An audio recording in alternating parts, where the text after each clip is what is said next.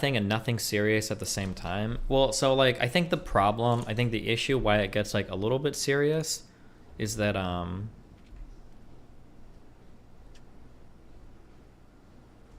DSP going hard. I think the reason why it's a little bit weird is because like the online discourse is so far away from the real life discourse that it's so far away from the real life discourse that if whenever you dip your toes into the online discourse, I think there's a real chance that it like harms the real life discourse, because like when you try to have conversations about people, and even like 5 years ago was the case. If I try to have a conversation with somebody about trans people, they're like, okay, well, like what about Zazer, cat pronouns and everything? And like usually most of those conversations in the early days, like 3 or 4 or 5 years ago, would revolve around me saying things like, okay, these people aren't real, they're not serious, they're like a minority, nobody takes these people seriously. But now that like those conversations are becoming more and more mainstream, it's becoming harder to present like a reasonable view of like what a trans person is or whatever, you know? So yeah, I don't know.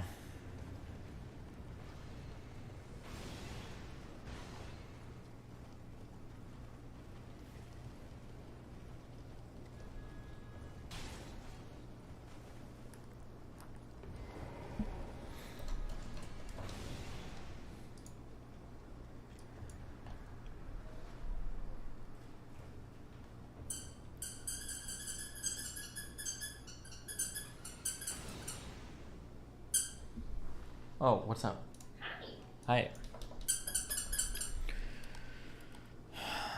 Do you agree with DeSantis? I have no idea what that even is. Oh, the Florida shit? I haven't looked into it enough to have a strong opinion about it.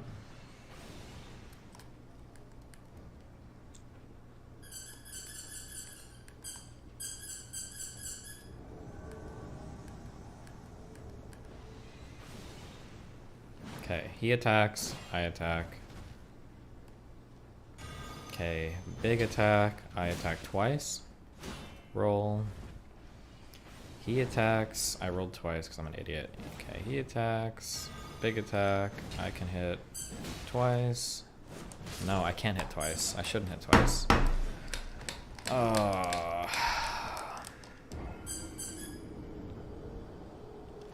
Is there more research on trans people versus non-binaries? Yeah, there's like a decent amount of hating your research life, then, on like working class trans Andy. people and trans brains. I say a decent amount. It's all obviously still in its infancy, but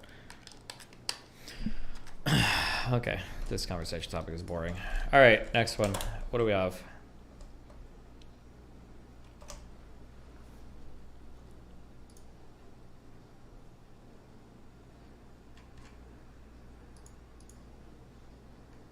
Michaela tweet.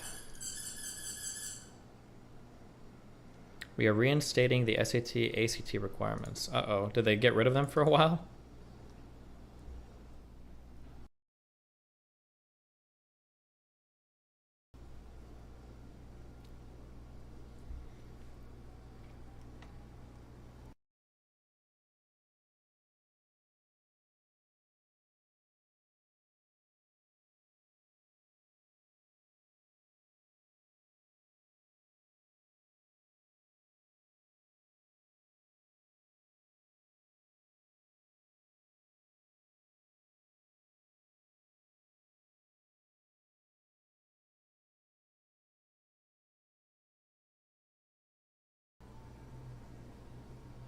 Nice.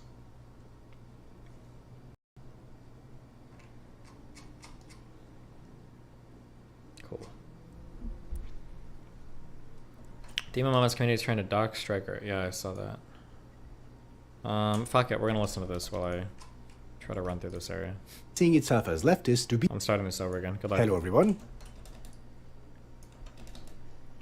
Videos from authoritative presenters, from Bernie Sanders to... Minute videos from authoritative presenters, from Bernie Sanders to Chelsea Manning, were pushing non-traditional audiences to the left. And to fight a behemoth like Prager, with huge ad budgets and millions of subscribers, we need you on board. Join us. So that's nice. They're trying to be a leftist counterweight to PragerU, a massive right-wing disinformation channel. Fighting disinformation online is especially important nowadays in light of the invasion of Ukraine. Russia has been pumping out an ungodly amount of lies and misinformation, outdoing outlets even like PragerU by an order of magnitude. And PragerU is no small player either. They really put it all out there. They're aggressively pro-capitalism, anti-Palestinian, anti-big government, aka social programs for non-whites, and anti-taxing high-income earners, and they also have a few things to say about black crime, the left, Antifa, and so on and so forth. But the secret to PragerU's success is not found in their political positions. In fact, if you laid them out bare, most people would see them for the lunatics that they are. The secret to PragerU's success lies in their presentation. Lies. Pun intended, I guess. It might not come as a surprise to most of you, but Prager University is not here to educate people, contrary to their description. They are here to push a specific set of socio-economic and political agendas, and they rarely do this through outright lies. Rather, they twist information, leave out or de-emphasize inconvenient facts, overemphasize convenient facts, mislead you with disingenuous presentation of statistics, and they use loaded, emotional language to prime you for their conclusions, among other things, all in service of furthering their agenda. And YouTubers like Sean or Vosh already did a number of excellent takedowns of their lies, which you should definitely check out afterwards. Now, all this being said, PragerU doesn't have to try too hard to disseminate misinformation. This is due to their target audience, namely US conservatives, a group whose worldviews are based mostly on emotionally held positions. And then those conservatives go out looking for justifications for their feelings, which PragerU is happy to provide. So as a conservative, if you simply hate black people, let's say, you won't be looking at the history of systemic discrimination, the lingering effects of redlining, Jim Crow, slavery, and so on, to try and contextualize and perhaps eliminate your bias. Instead, you'll be watching Police Go Where the Crime Is by PragerU, which confirms your biases of black people being violent, criminal savages who don't work and abandon their children. In the 75 largest U.S. counties, about 60% of robbery and murder defendants are black, even though blacks comprise only 15% of the population in those counties. In New York City, blacks make up 73% of all shooting victims, though they are 23% of the city's population. In Chicago in 2016, there were 4,300 shooting victims, almost all black. Among the 24 victims under the age of 12 was a 3-year-old shot on Father's Day who is now paralyzed for life, and a 10-year-old shot on Labor Day, whose pancreas and spleen were ripped apart.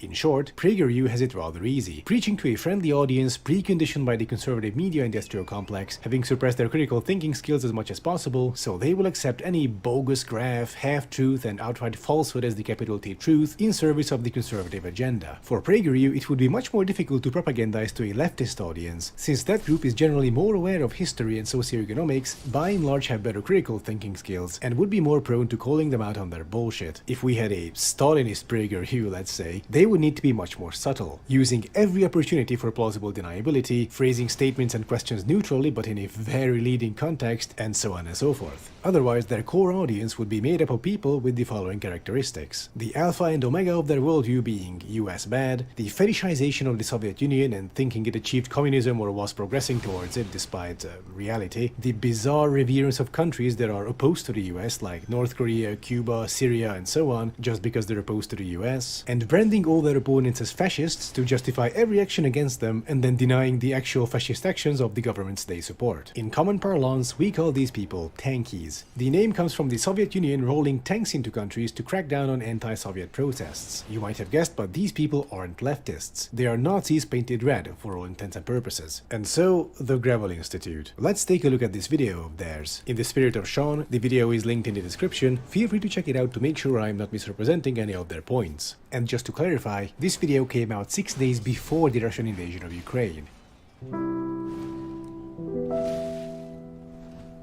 Ukraine. Ukraine. Ukraine. Ukraine. Ukraine. Ukraine. You've probably heard about that country a lot. For the last few years, Ukraine has been one of the most important conflict points in the world. It's the site of a proxy war between Russia and the United States. Okay, so we're 20 seconds in and we already have a problem. Ukraine is the site of a proxy war between Russia and the United States. A proxy war is when two larger powers battle each other through smaller local forces that they control or heavily influence, all in service of their geopolitical interests. But in the case of Ukraine, this is incorrect. The Ukrainian government is supported by the US and other Western nations, but they are by no means proxies of the US. They are a democratic government that came under attack by actual Russian proxies and the Russian army itself, at which point they asked for help and they got it. Just because Ukraine defending itself against Russian imperialism coincides with Western interests of not having Russian imperialism doesn't make this conflict a proxy war. So right off the bat, this is a serious misrepresentation by the Greville Institute. Imagine if Czechoslovakia resisted the Nazis as the latter annexed the Sudetenland and they got military equipment and training from the UK or something. Would that make it a proxy war between Germany and the UK? Of course not, that would be ridiculous. But it would be a great opportunity for Nazi propaganda to try and discredit Czechoslovakia and justify the invasion, saying how Czechs are just pawns of the English and how their resistance is bringing war to Europe for no good reason. If the Czechs just stop fighting us, there would be peace. We had a vote in the Sudeten and people do want to join us, so it's all good. Right. Russia could launch an attack on Ukraine any day now. We are ready and all of NATO is ready. But it's also a place most people don't really know a lot about. So the story we hear about Ukraine's history and its conflict today has very little relationship to reality. I'm going to tell you a story about modern Ukraine, but this is also a story about America and how American money and weapons ended up in the hands of these guys, the neo-Nazis and ultranationalists of Ukraine's far right. Wait, did you catch that? They just moved the goalposts. How America funded Ukraine's neo-Nazis versus how American money and weapons ended up in the hands of these guys. Those two statements have very different implications. The first implies a deliberate effort from the US to arm Ukrainian Nazis, while the second suggests that arming neo-Nazis wasn't the intention, only an unfortunate side effect. And slimy rhetorical tricks like these should be familiar to anyone who has ever watched Prager University. Think about the even greater number of Palestinians who are now homeless in Gaza because Hamas choose to hide weapons in residential buildings.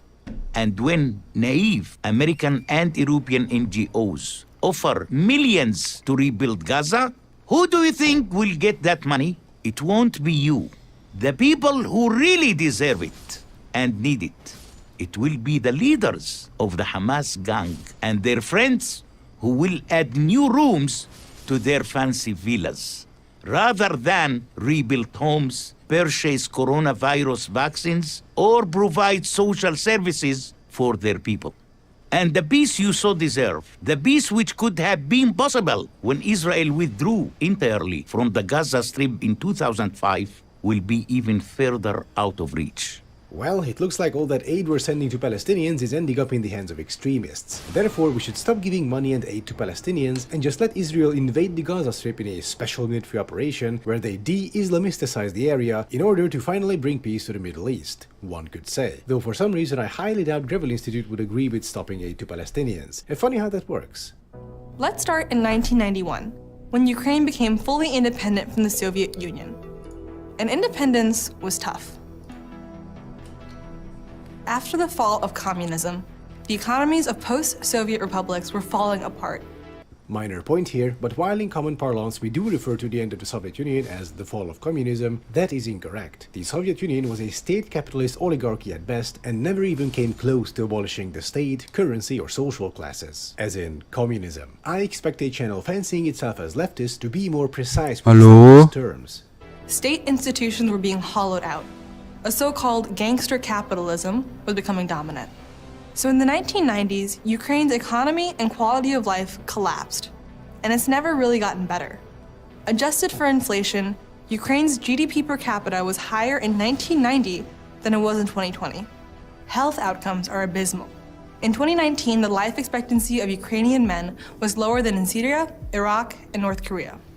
First off, I'm glad Greville Institute has such unwavering trust in demographic data provided by the Syrian and North Korean governments. Very noble. Second, according to the World Bank data they cite, male life expectancy in Ukraine is currently at an all-time high, even with an ongoing war inside the country where lots of men tend to die. So by their metric, male life expectancy should be a relative success story, not abysmal as they put it. What a strange inconsistency in their rhetoric. Third, the choice of countries on the graph. You might think in comparison with Poland, Russia, or Hungary or other Eastern European countries would be more informative since they are similar in terms of demographics, geopolitics, history and so on. Why bring up these random countries from different corners of the world? Why not Eastern European countries? Well, because if you put those on the graph, you get this. Countries that used to be in the Soviet sphere of influence but broke away very early and fully integrated into the West have much higher life expectancies than Ukraine or even Russia. And then some cynical person might come along and point out how being aligned with the decaying Russian Empire produces significantly worse outcomes than being aligned with the West. Such nuance, of course, did not make it into Gravel Institute's video. Coincidentally, theirs would be the type of rhetoric you would use if you wanted to imply that aligning with the West doesn't make things better for the people. Also, look at these other countries that aren't aligned with the West that are doing better. Right. In the next section, Gravel Institute describes the roots of Ukrainian neo-Nazism like so. And as quality of life collapsed, nationalism flourished. Some people turned to extremist politics. And that was partly because Ukrainian nationalism, formed in opposition to the Soviet Union, tended to have a strongly right-wing flavor. To understand that, we have to look at a crucial figure in Ukrainian nationalist history, a guy named Stepan Bandera. You see, in the 1930s and 40s, Bandera wanted Ukrainian independence from Poland and the Soviet Union. So when the Nazis invaded, Bandera allied with them. His followers massacred huge numbers of Poles and Jews. But in spite of this legacy, Bandera is still viewed as a hero in the west of Ukraine. There are Stepan Bandera streets, museums, and monuments. In 2010, Bandera was even named an official hero of Ukraine.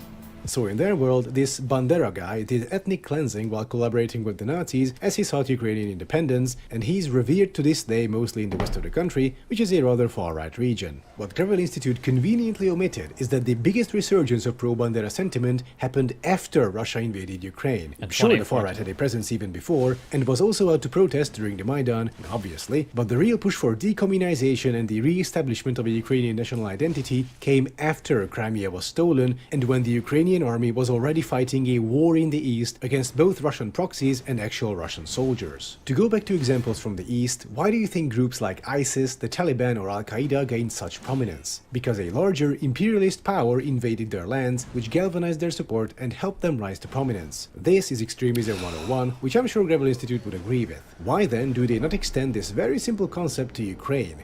Because then it would be much harder to fearmonger about Ukrainian Nazis in service of the underlying goal, which is to pander to an audience that only wants to hear America bad. Oh, sorry, I got ahead of myself there. Moving on. But Bandera is hated in the East, where Soviet identity was historically a lot stronger. And that East-West divide was a big fracture within Ukraine. In Western Ukraine, there was more stress on a specifically Ukrainian identity, closer to Europe. In Eastern Ukraine, meanwhile, people were more likely to stress their historic ties to Russia and the Russian language.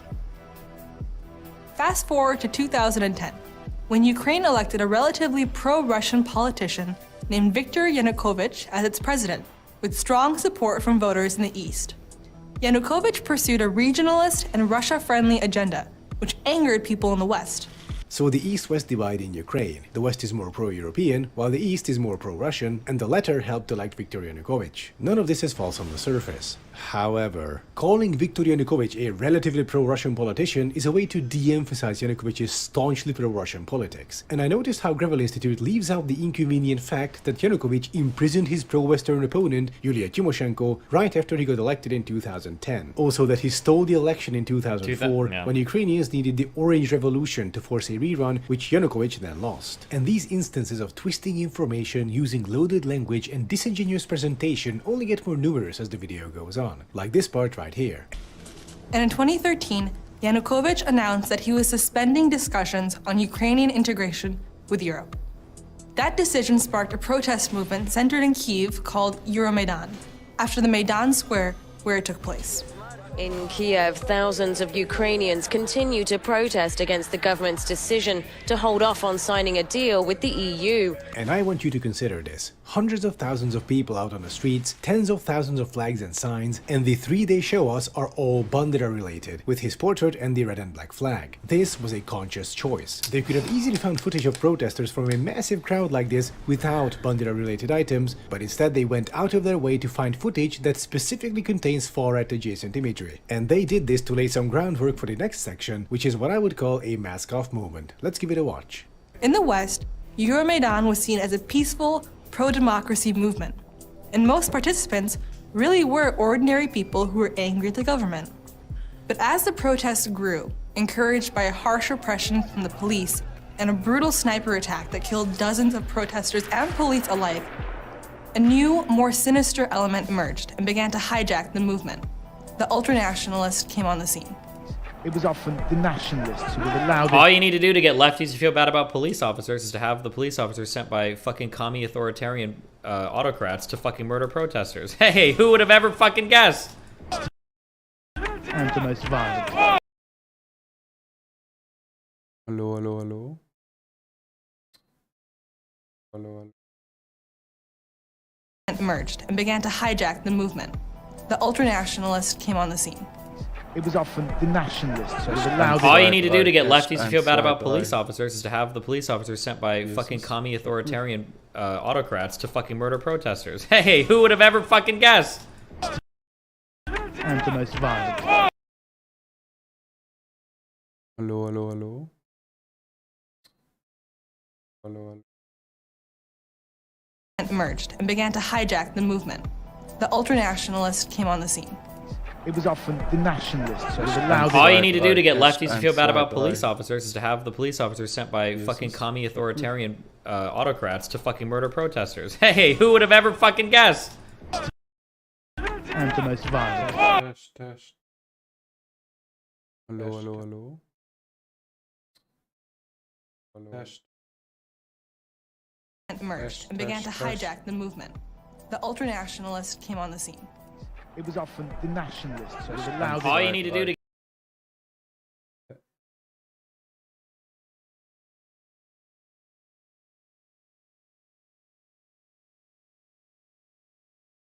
who are then forced to retreat. Here's footage from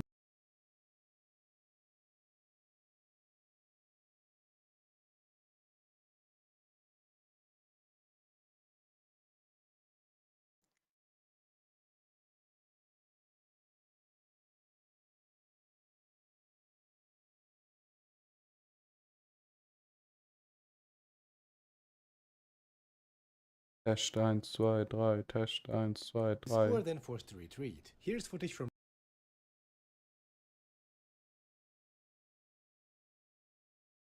Das ist immer Witter. Das ist eine ganz. Jetzt weg.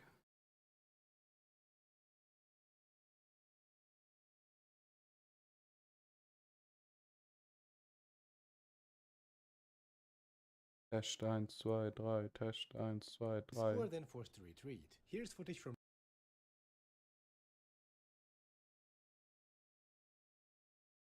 Das ist immer Witter. Das ist eine ganz. Jetzt weg.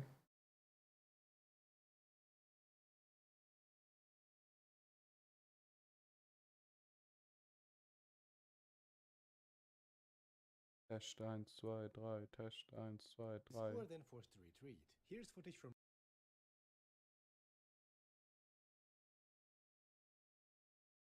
Das ist immer Witter. Das ist eine ganz.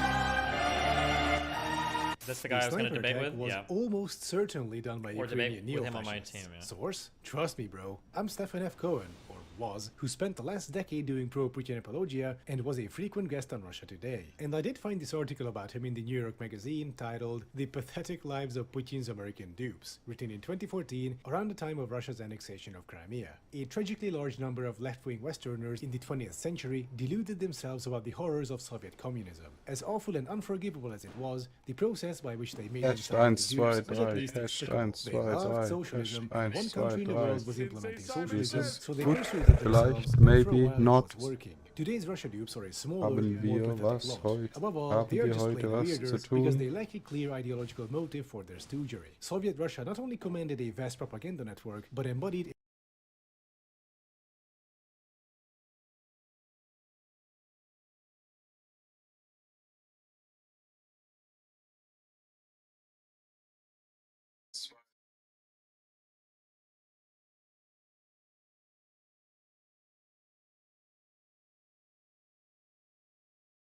Ganz okay eigentlich, oder?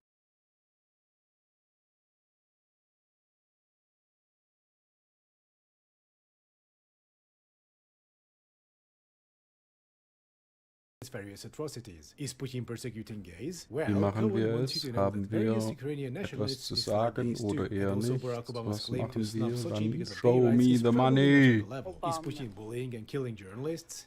Says Cohen. Every time a journalist breaks a leg, they say the Kremlin did it. Accidents happen. So Stefan F. Cohen was your average Kremlin stooge with significant ties to Russian state propaganda, and he said that the Maidan shootings were almost certainly done by Ukrainian Nazis. The Gravel Institute doesn't mention Cohen's name or background in their video, they just throw out that screenshot and read out half a sentence. I suppose they really wanted to de-emphasize Cohen here. If they wanted to be unbiased, they could have said, Stefan Cohen, pro-Russian academic and frequent guest on RT, alleges that the sniper attacks were done by Ukrainian neo-fascists. But instead, we get a fleeting mention of a wild claim in an article without sources. And the problem with this is that there can be plenty of allegations made about everything. There are allegations that George Bush did 9/11, there are allegations about a ring of Democrat-linked satanic pedophile cabal operating out of a Wirklich gut, wenn ich so pizzeria in wenig rede. Washington. There are Wie allegations machen wir about das am George besten? Soros wanting to Haben wir eine export bessere brown Möglichkeit people to oder commit white müssen wir es einfach so genocide. lassen oder was Then machen all wir? allegations is the rallying cry of conspiracy theorists and the euphemism for I have no evidence. But to go back to the Gravel Institute's points, they even managed to contradict themselves. On one hand, the far-right people were hijacking the movement, meaning they were taking over. On the other hand, they were only a small but influential group with a dozen of them marching around at a time, and they merely helped exacerbate protests Yeah. by encouraging violence and extreme rhetoric, meaning they weren't taking over, only they had a relatively outsized presence, and their Was saber hat sie wrestling gesagt? inspired more violence here and Okay. there. So which is it then? Did they hijack the protests, or were they just a loud minority who said mean things and got into more scuffles? Why are you putting these mostly neutral statements in such a leading context, Gravel Institute, in a way that all tankies and pro-Putin lunatics can immediately infer what you're saying, while you can still claim plausible deniability? By early 2014, Okay. the government Okay, lost the ability to control the protests. In a rapidly evolving political crisis, President Yanukovych has been voted out by parliament, forced to leave Kiev. And the US recognized Okay, interim okay. government that replaced him had a significant far-right faction. The deputy prime minister, the minister of defense, and others were all from that far-right party, Svoboda. So the interim government had a significant far-right faction. Test 1, four 2, ministers 3, from so the ist besser, far-right oder? Party. Kann das This is sein? true. Wie machen wir das? However, Gravel Institute Warum ich is eigentlich trinke, conveniently esse, leaving out was a auch number immer. of relevant things here. The four people on the picture are Alexander Sich,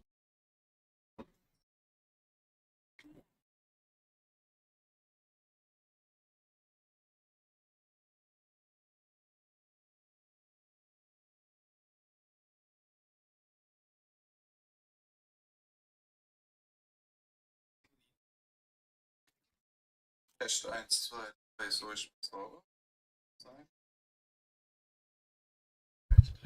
Esse, was auch immer.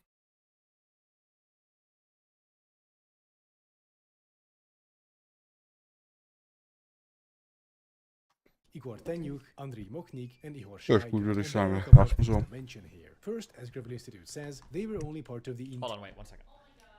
Jesus. Okay, never mind.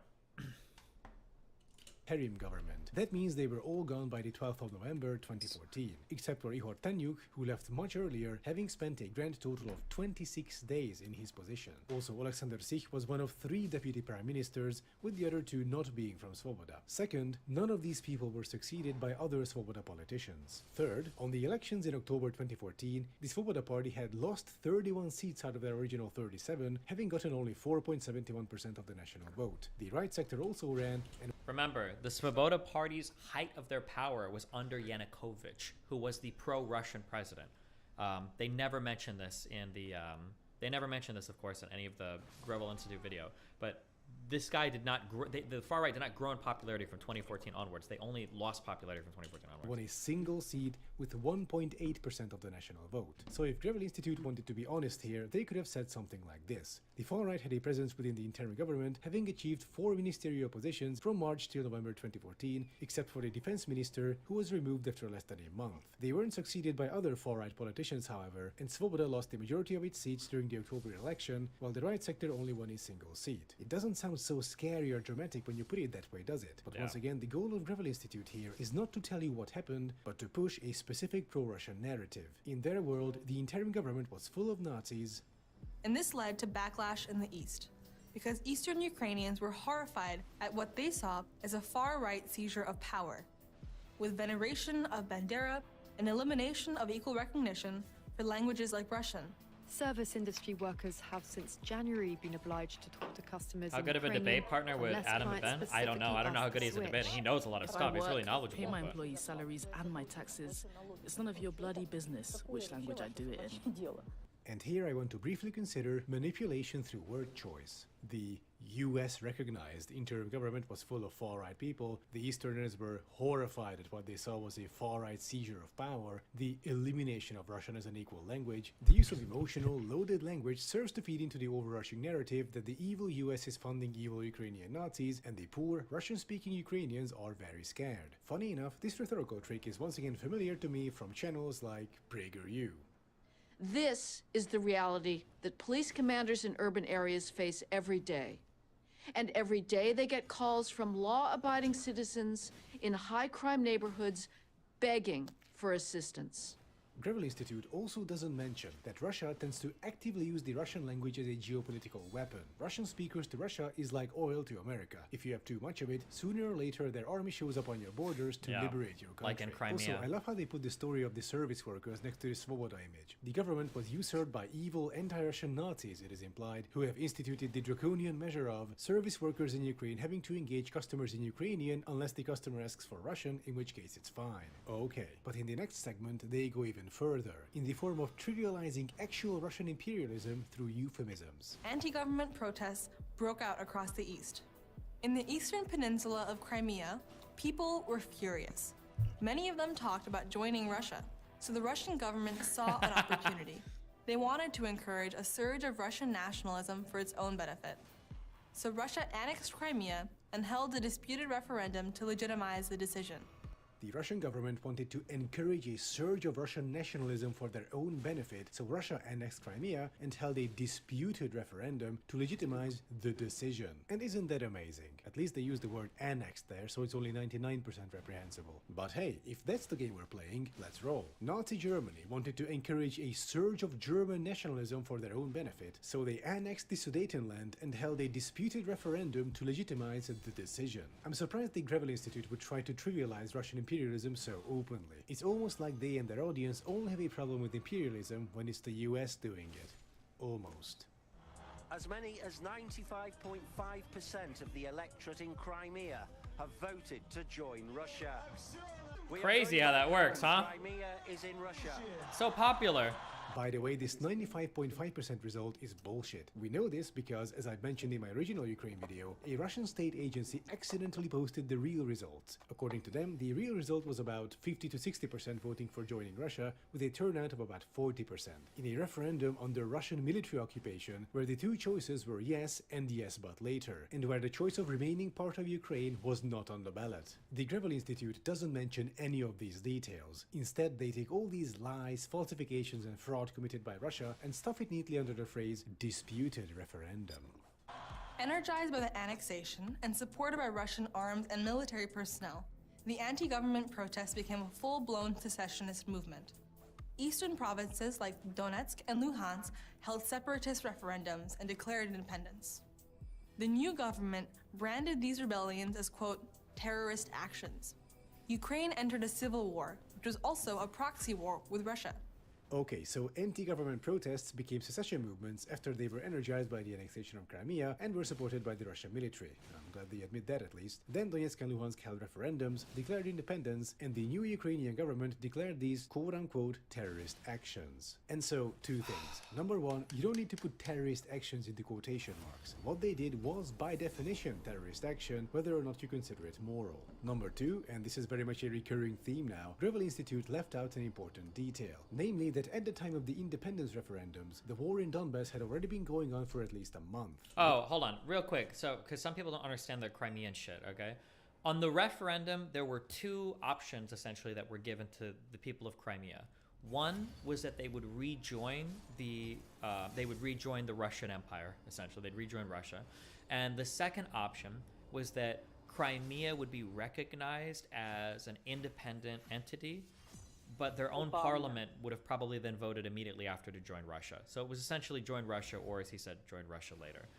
There was never a referendum held where one of the options was remain part of Ukraine. That was never an option. So that's why people will sometimes, like Adam is saying, that like the options are either join now or join in a little bit, basically. Meanwhile, Gravel Institute makes it sound like the war happened after the referendums. So no wonder the Ukrainian government brands these as terrorist actions. They were fighting a war with them at that point. Now you might think I'm picking at minor points here, but consider the overall picture they're painting. If someone unfamiliar with recent Ukrainian history watches this, what narrative have they been given so far? Ukraine collapsed in the 90s and became a shithole country. This caused a far-right resurgence in the West, and the pro-Russian people in the East were afraid of this. The far-right hijacked the protests against the somewhat pro-Russian president and murdered dozens of protesters. After people chased away the president, the new government had a significant neo-Nazi presence. People in the East were afraid of this, so after Russia took Crimea, they declared independence, which began a civil war with the Ukrainian government branding them as terrorists. And would you look at that, we have arrived at official Russian state propaganda. This is the narrative Russia today tries to sell people in the West. And even though Gravel Institute does say that the Russian military is involved, they present this in a context that makes their involvement arguably justified. You know, Russia might have involved its military in Ukraine, but they're supporting Russian-speaking people who were horrified at what they saw as a far-right seizure of power, so of course the Russians would help them militarily. This is apologia. It's also a lie, as we've discussed. But after decades of austerity and corruption, the Ukrainian army was totally unable to fight. So a lot of the action fell instead to the people who were the most violent, the ultranationalists. So a new paramilitary emerged. It was called the Azov Battalion. And unlike the official Ukrainian military, Azov's volunteers were willing to go the distance. But Azov wasn't just any random organization. What does that even mean, willing to go the difference, or the distance? It had come out of neo-Nazi street gangs that had been used as muscle by Ukrainian elites. Like the normal military wasn't willing to shoot people, or like... Azov members regularly sported tattoos of swastikas. Their symbol was based on a Nazi emblem. Their leader declared that their mission was to, quote, lead the white races of the world in a final crusade against the Semite-led Untermenschen, subhumans. But Azov's neo-Nazism turned out not to be such a huge concern to the Ukrainian government. Because in 2014, a guy named Arsen Avakov became interior minister in charge of police and security. And Avakov had been a longtime patron of the neo-Nazi gangs. And when he was a regional governor, he used them as enforcers. So when he became interior minister, Avakov had the Azov Battalion incorporated into Ukraine's National Guard. So the Ukrainian military was in shambles as a war was going on in the east, fueled by Russia. In response, the Ukrainian government turned to the ultranationalists to help beat back the enemy. Then the Minister of Interior made the Azov Battalion officially part of the National Guard. And I didn't even know I could do this. What else was the Ukrainian government was supposed to do? The country was falling apart, the separatists were spreading westward, their military was in shambles, and among the few forces you did have, you didn't know who's going to betray you for Russia. Then comes a group of highly motivated ultranationalists with weapons training, whose entire worldview is predicated on fighting Russian invaders and whose allegiance is unquestionably with Ukraine. And they tell you, give us weapons and support and we'll get shit done. What decision maker would say no to that? Even if you hate the far-righters, wouldn't sending them to war mean many of them would die? That would be a win-win, right? You help halt the Russian offensives and you end up with less ultranationalists in the end. And the reason why they got integrated into the National Guard is because they did get the job done. They were effective, had high morale, and could be trusted to not switch sides. At the end of the day, the Azov Battalion's rise to prominence could have been avoided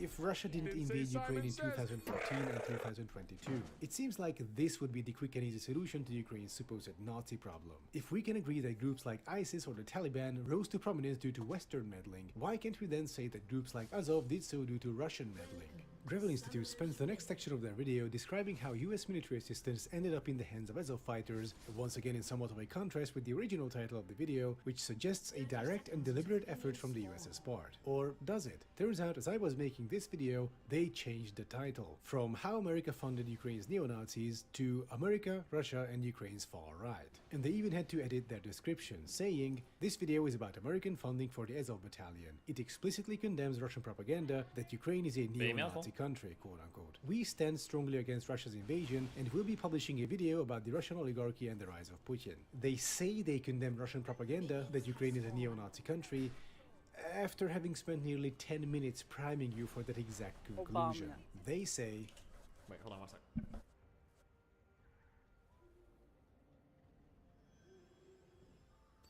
Expect sporadic gangs.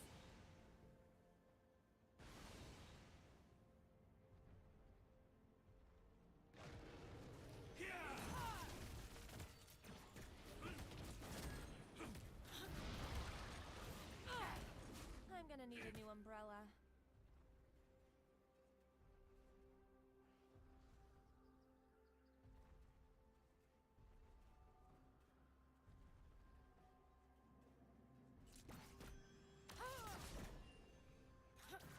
Pain front rolling in.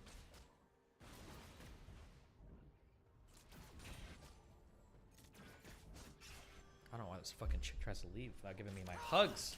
Ukraine is still mired in a war on its territory, and the Russian government likes to use Ukrainian nationalists in its propaganda, part of its practice of painting all Ukrainians as Nazis.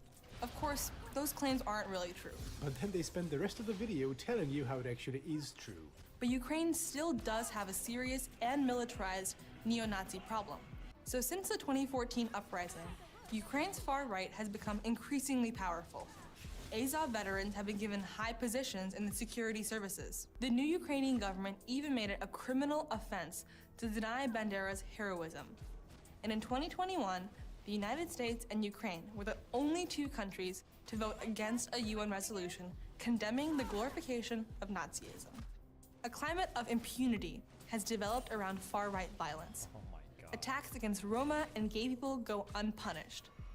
A 2018 report found that Ukraine had more incidents of anti-Semitic hate crimes than all other post-Soviet republics combined.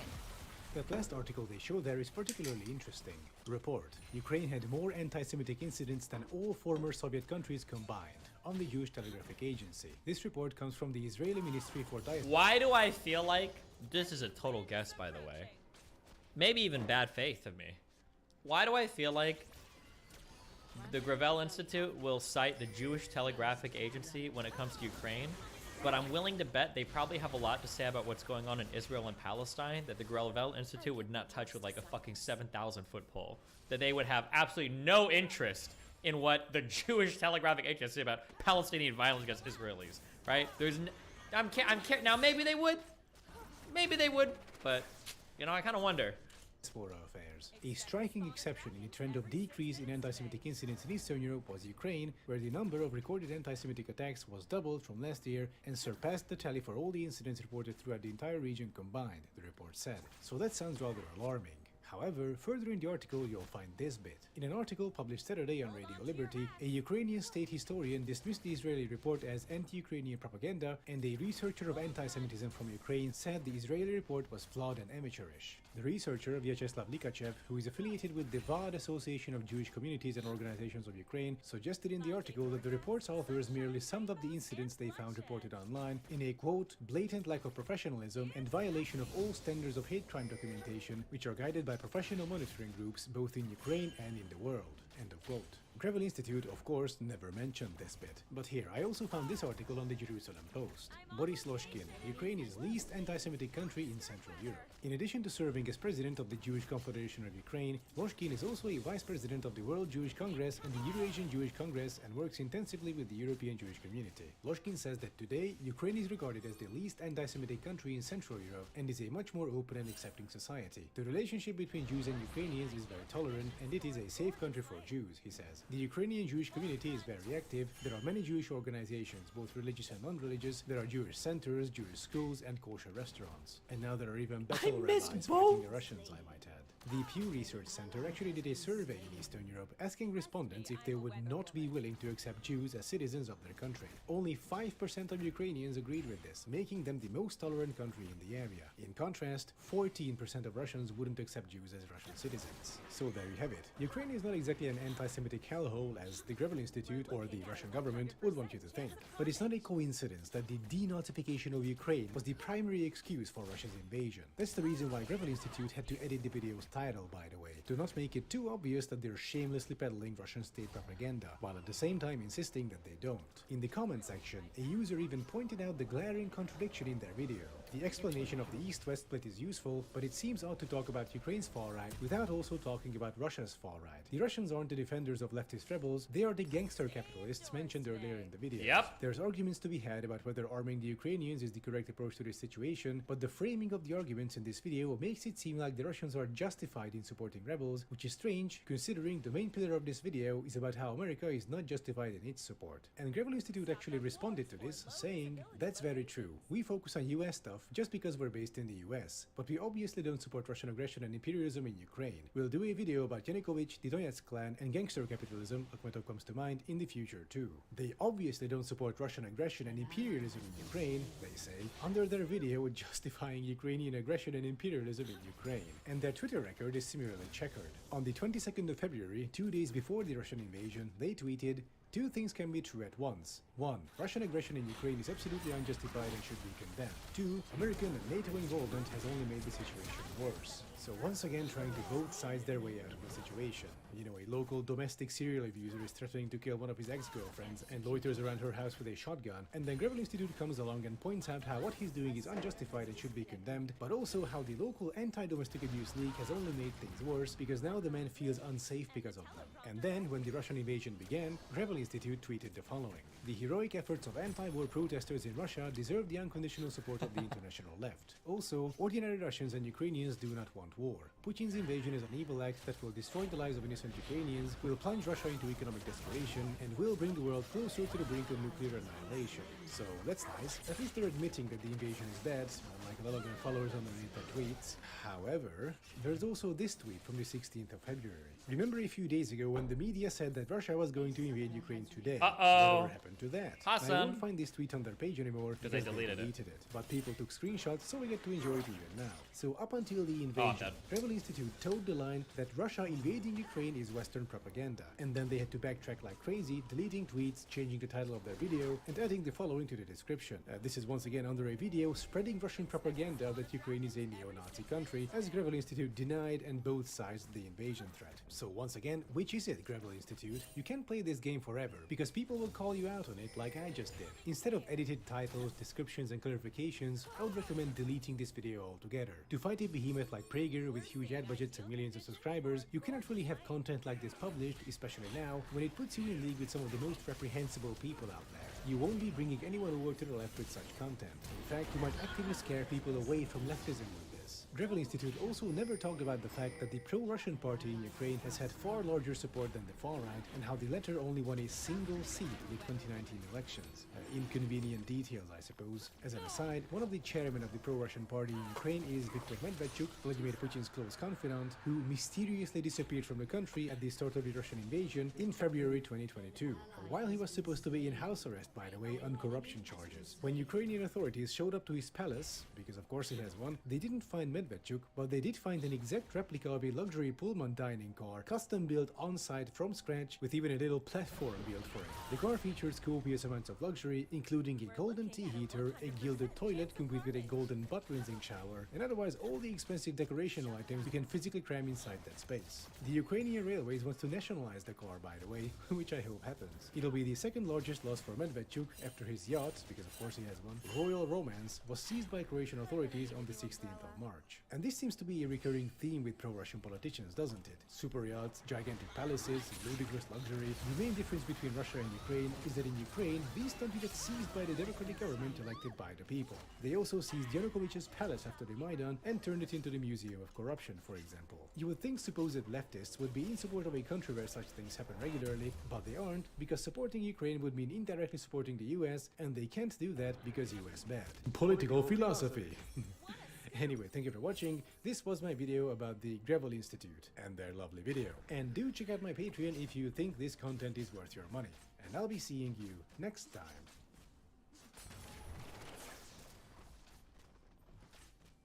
Mic check. Am I coming in?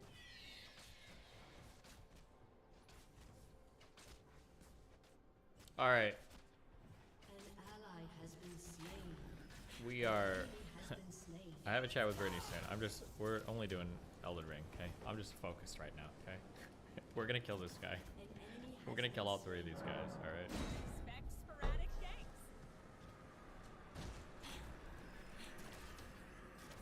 Here, have donuts. We're killing all 3. Defiantly hopes victim live for clout. Example Justin.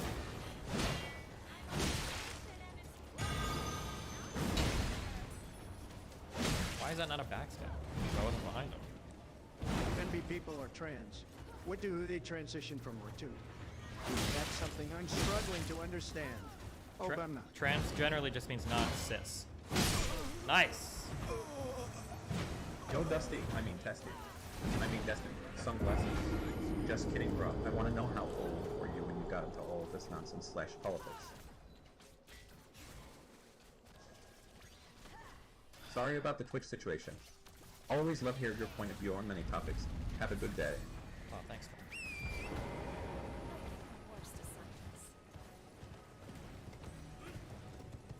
Are you guys confusing Tomboy for Tomboy, or am I the flower? Okay, I feel like this is the time right here. This is the one.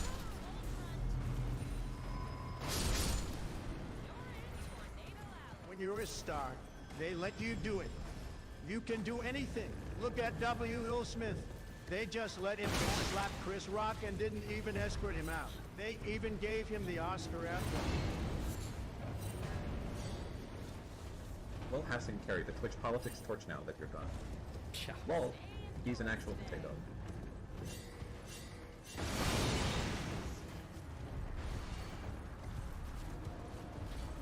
Hi, Destiny.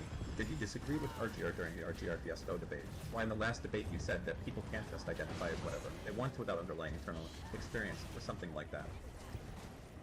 When have I ever disagreed with that? What? I don't think you can just identify as whatever. Never. I don't think I've ever been that. Had that feeling.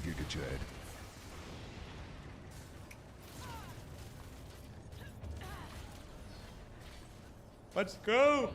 Or even spicier discourse, what do you think about girls or guys who claim to be bisexual but only ever date the opposite sex? They're good memers.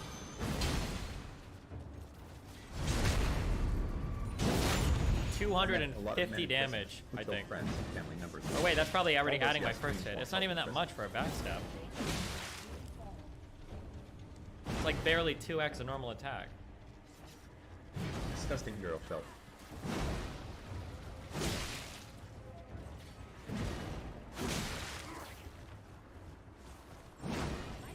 I could have up our backstab there, man. No. Oh, no. Wow, you killed the red guy. Good job. Have some money.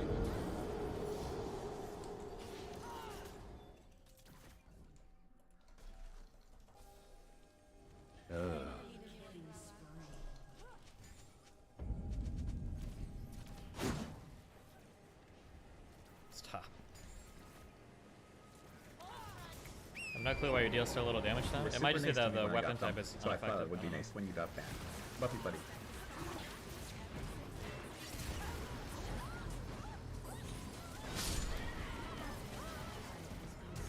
Thanks for all the content, buddy. We tried R1 attacking instead of R2? I'm literally R1 attacking.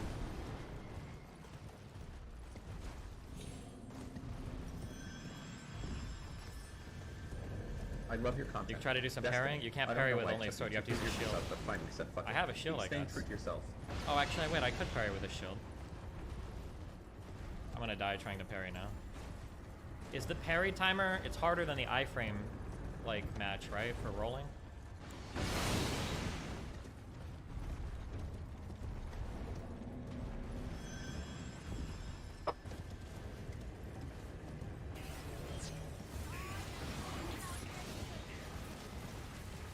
So I just tap L1 to parry, right? You'll bounce back from the whole Twitch BS.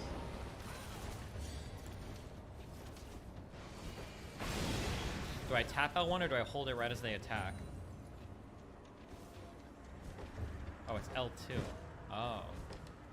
I'm gonna die once doing this and then I'm gonna not do it ever again.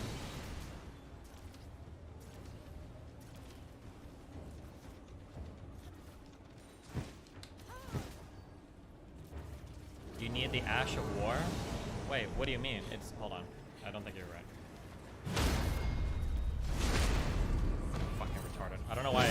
pretty sure like 90% of people have less hours in this game at this point than I do.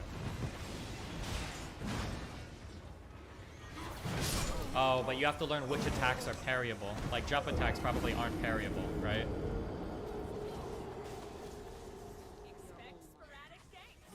Not killing the red guys with your bare fists is maidenless behavior. Put those 10 vigor ambitions to rest. Keep hating your life then, working class Andy. Imagine you're blindfolded and you're getting the best raw points to grade blowjob ever. The catch is, however, you'll never figure out who's giving you the god-tier sloppy toppy unless you take off the blindfold. Do you take it off? As long as it's your mom. Got him.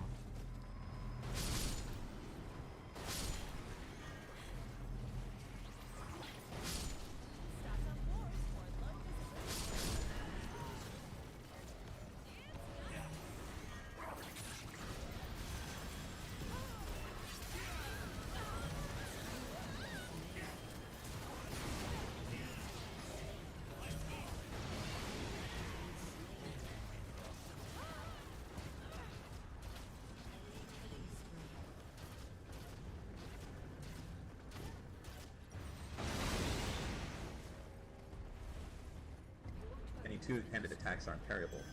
Are you still going to rouse thing despite the rape stuff? Any two-handed attacks aren't parryable? Is that true? No two-handed attack is parryable?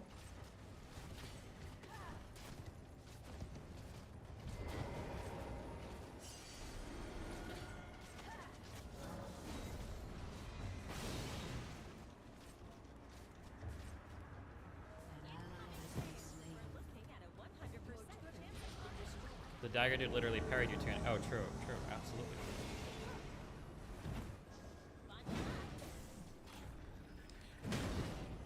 Oh fuck, that didn't work. Okay, yeah, never mind, I'm not doing this. What was the noise when I parried him there? Does that just mean I blocked part of the damage?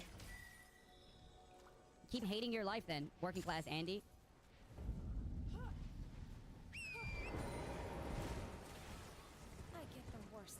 You have the exact time and place. Partial, okay.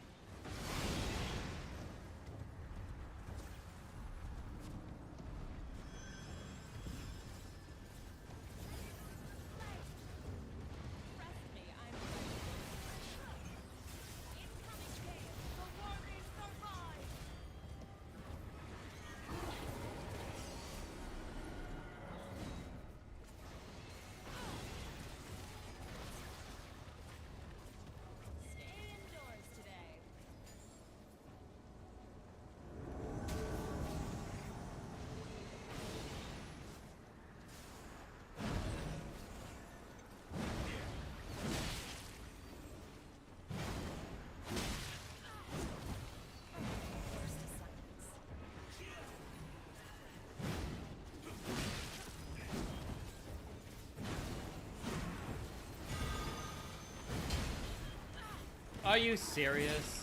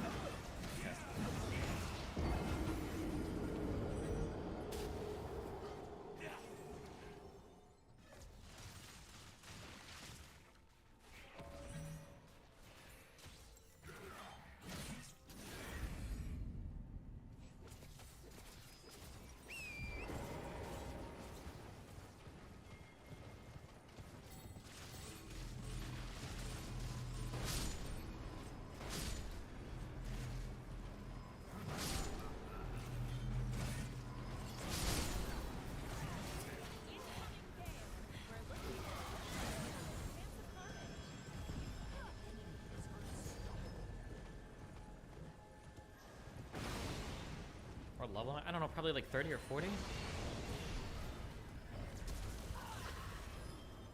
Or 20? Or who? I have no idea.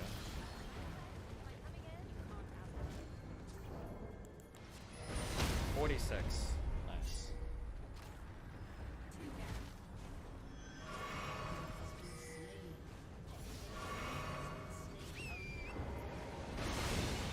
You're way too underleveled, LeMayo. It's not really about being underleveled or overleveled. No matter what level I'm gonna be at, the guy will one-shot me. It's like, it doesn't matter if you're not leveling Vigor.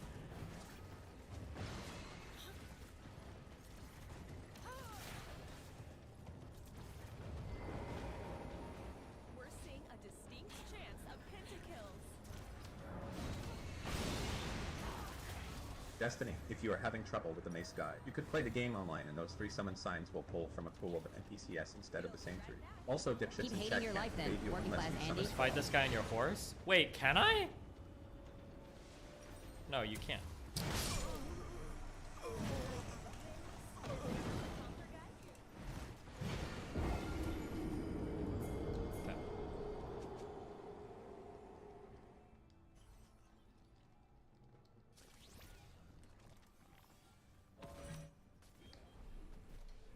I'm gonna need a new umbrella. An enemy has been slain. That was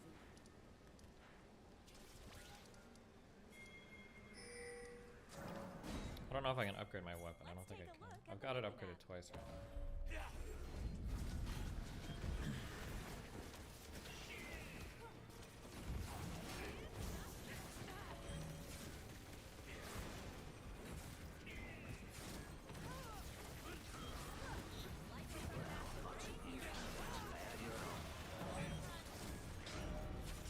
No, I need a level 3 Somber Smithing Stone. has destroyed a turret.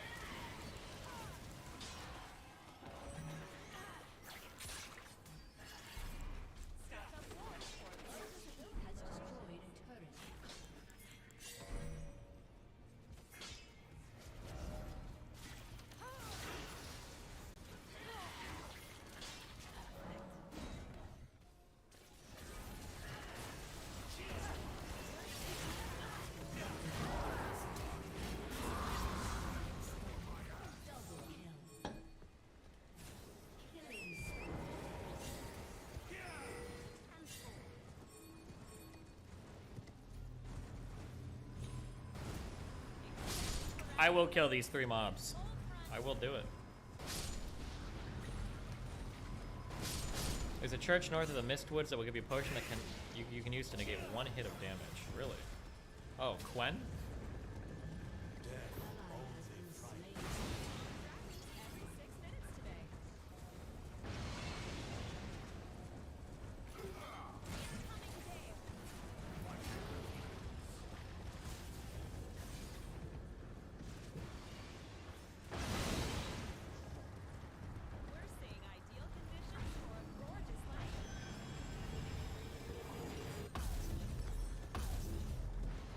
I don't have a physics potion, whatever the fuck that is now.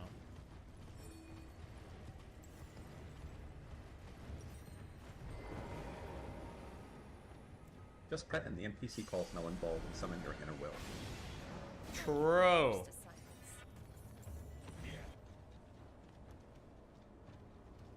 Didn't say Simon Says.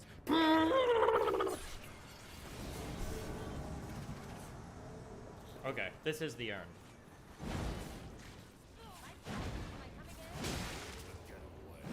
Okay. Is this actually hitting me? Keep hating your life then, working class Andy. Tiny, have you equipped the art war designed to beat these guys? It's called a Smith Slap. That shit perma-stuns and does bigly damage. Very nice. I use it on my wife sometimes. What are these hitboxes? She goes up in the air for a little ride and comes back down. What? What is it?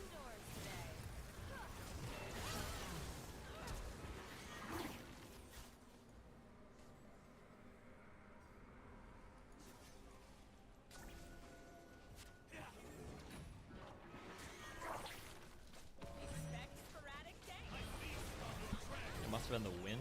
Holy shit, he's Rurouni Kenshin.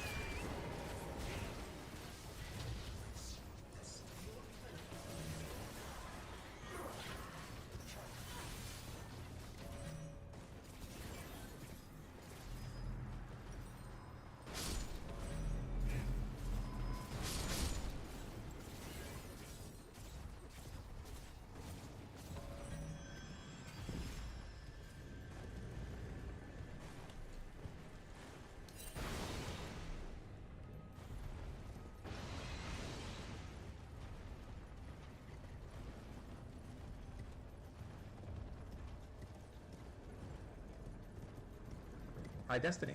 Have you read Helen Joyce's book called Trans, An Ideology Meets Reality? It is a really well-researched book that delves into trans activism and how damaging a lot of it is to its very own proponents. Highly recommend. Bring Helen on. Wow, dude. I'm buying that book right now and reading the whole thing. Scott Bradley is the worst.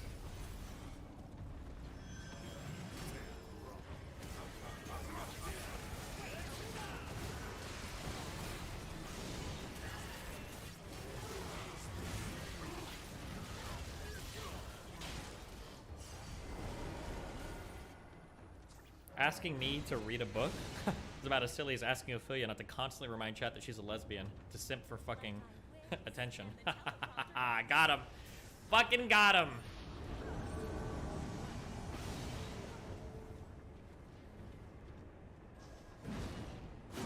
One.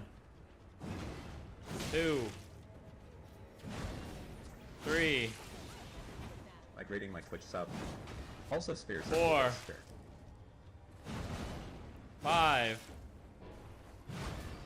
6. Obama.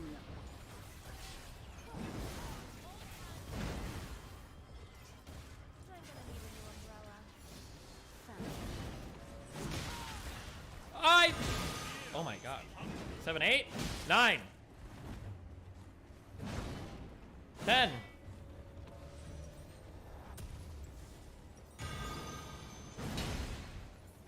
Wow, no backstab. 11. 12.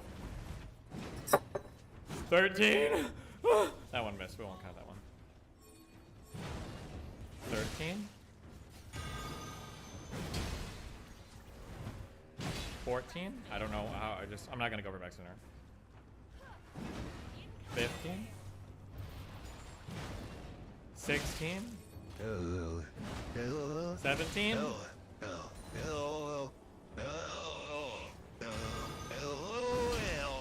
18. I got scared. I dodged. 19.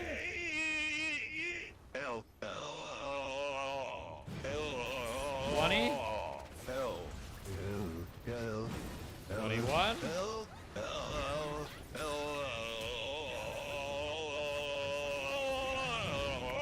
22. 3.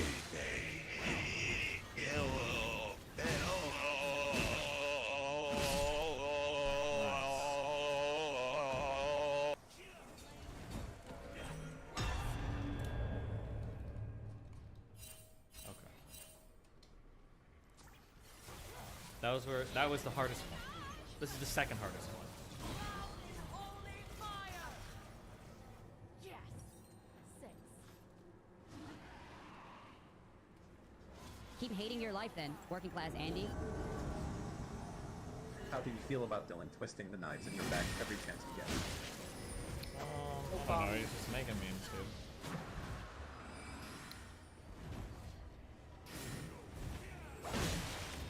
Destiny, you can buy up the Summerstone level 5 from a giant blacksmith west of the Magic Academy. Think the dude is insane. Oh my god. Love you, buddy.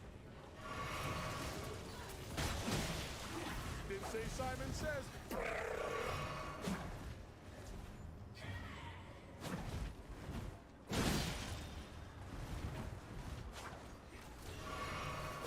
There's all my fucking potions.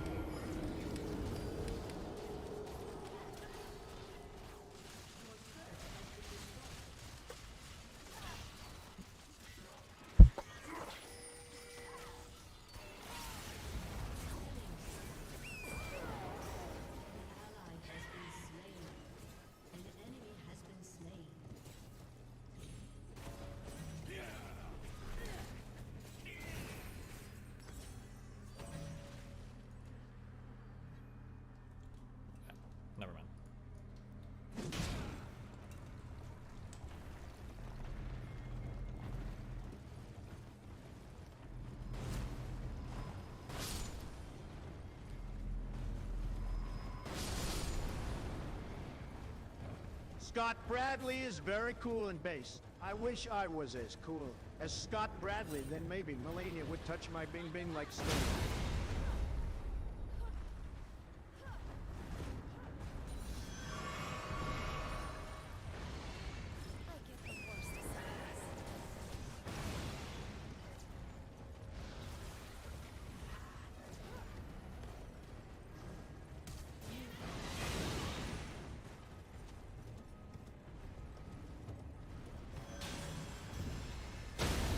Oh my god, dude.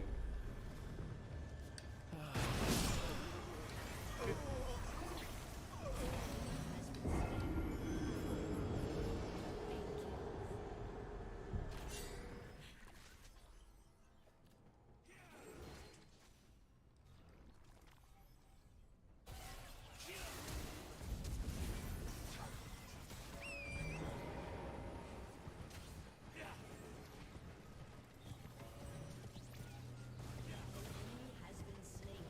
Too late to run. 9 lives.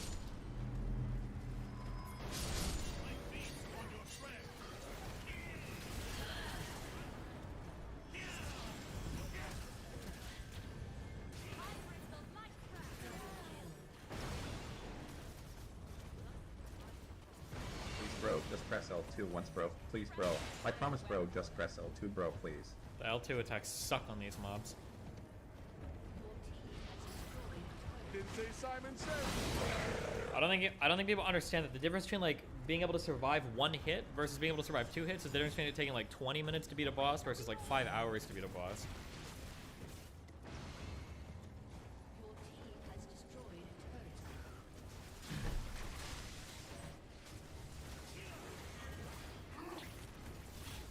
And the L2 shit leaves you vulnerable to like a single Mullen is. I don't know who that is. Calling bisexual gamer boys. Oh my god, why is the camera twitching on me again? What camera? Uh-oh, my camera. The gay camera that's showing me to you. I'm getting a new, don't worry, I'm getting like new setups. Hold on, everyone breathe. What happened last time this happened? I don't know, but it looks fine to me. I don't see any problems. Oh, you're gay, you wouldn't know the difference. First of all, didn't you ask me for like 2 hours to give you advice on fucking like video quality and lighting quality and everything? What do you mean I wouldn't notice the difference of like a camera flickering at me on Discord? What does that mean? Oh. Is it, okay, first of all, I don't trust your eyes because they're gay, but what do you see now? It looks the exact same. Why would you ask me what I see now if you didn't trust my eyes before? Why do you trust them now? I don't trust them now. I'm just still asking, though, to give you a chance to speak so you don't feel like I'm leaving you out. Okay, well, it was fine I before, get it. and now it's fine now. Okay, I get it. I know what happened. On my end, if I move my screen too tiny, it blinks at me. Oh. But if I don't move it too tiny, it doesn't blink at me. Wait, who?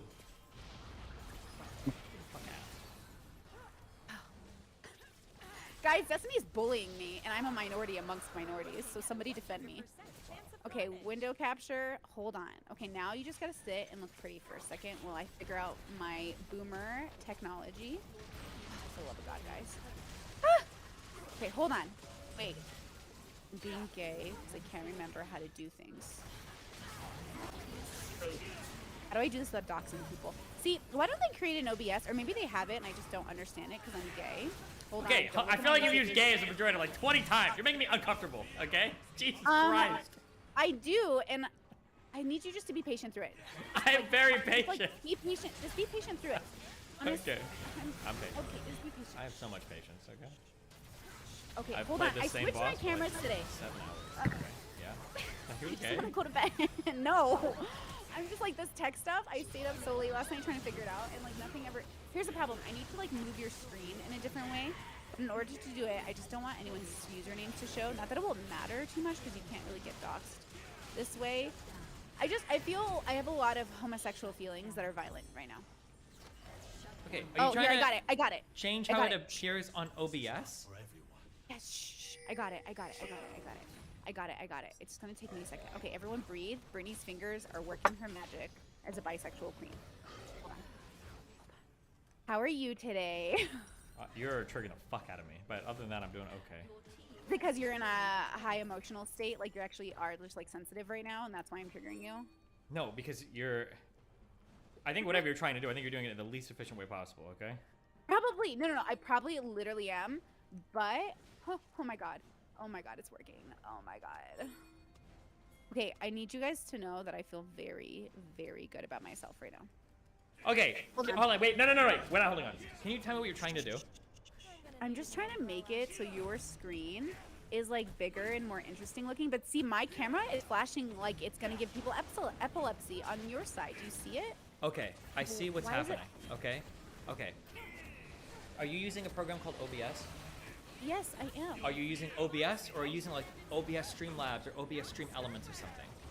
No, just OBS, like Okay. regular people OBS. I could just switch me. No, hold on. I didn't look at this so you can go, I can just do this. I'm gonna tell you, okay? Go ahead. I love the daddy okay. energy. Go. Okay, first of all, whatever this monstrosity is that you have on screen, okay? Stop. Don't dox me. You're doxing me. Get rid of this. I'm not! What am I supposed to get rid of? I'm just get rid of however you have that, whatever that is, get rid of it. Get rid of it. Like your video. Yeah, on OBS, X out, whatever abomination you've created here. I need you to abort it, okay? Did I do it?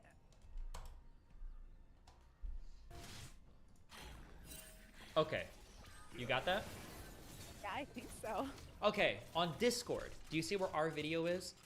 Underneath me, do you see a little box with an arrow pointing upper right that says pop out? Can you left click that to pop that out? Left click it, I right clicked it. No, I left clicked it. Did you Yeah, do I that? left clicked it. Now left click my video, and now do you see I'm like a big video, right? Yeah. Yes, okay. Now on OBS, okay, under your sources, you're gonna do right click, add, window capture. Uh-huh. Make sure you're not gonna show any weird shit or whatever on it, because if you have any other windows up, it might capture them. You're gonna pick the Discord window that you've now got me popping up on, okay? Uh-huh.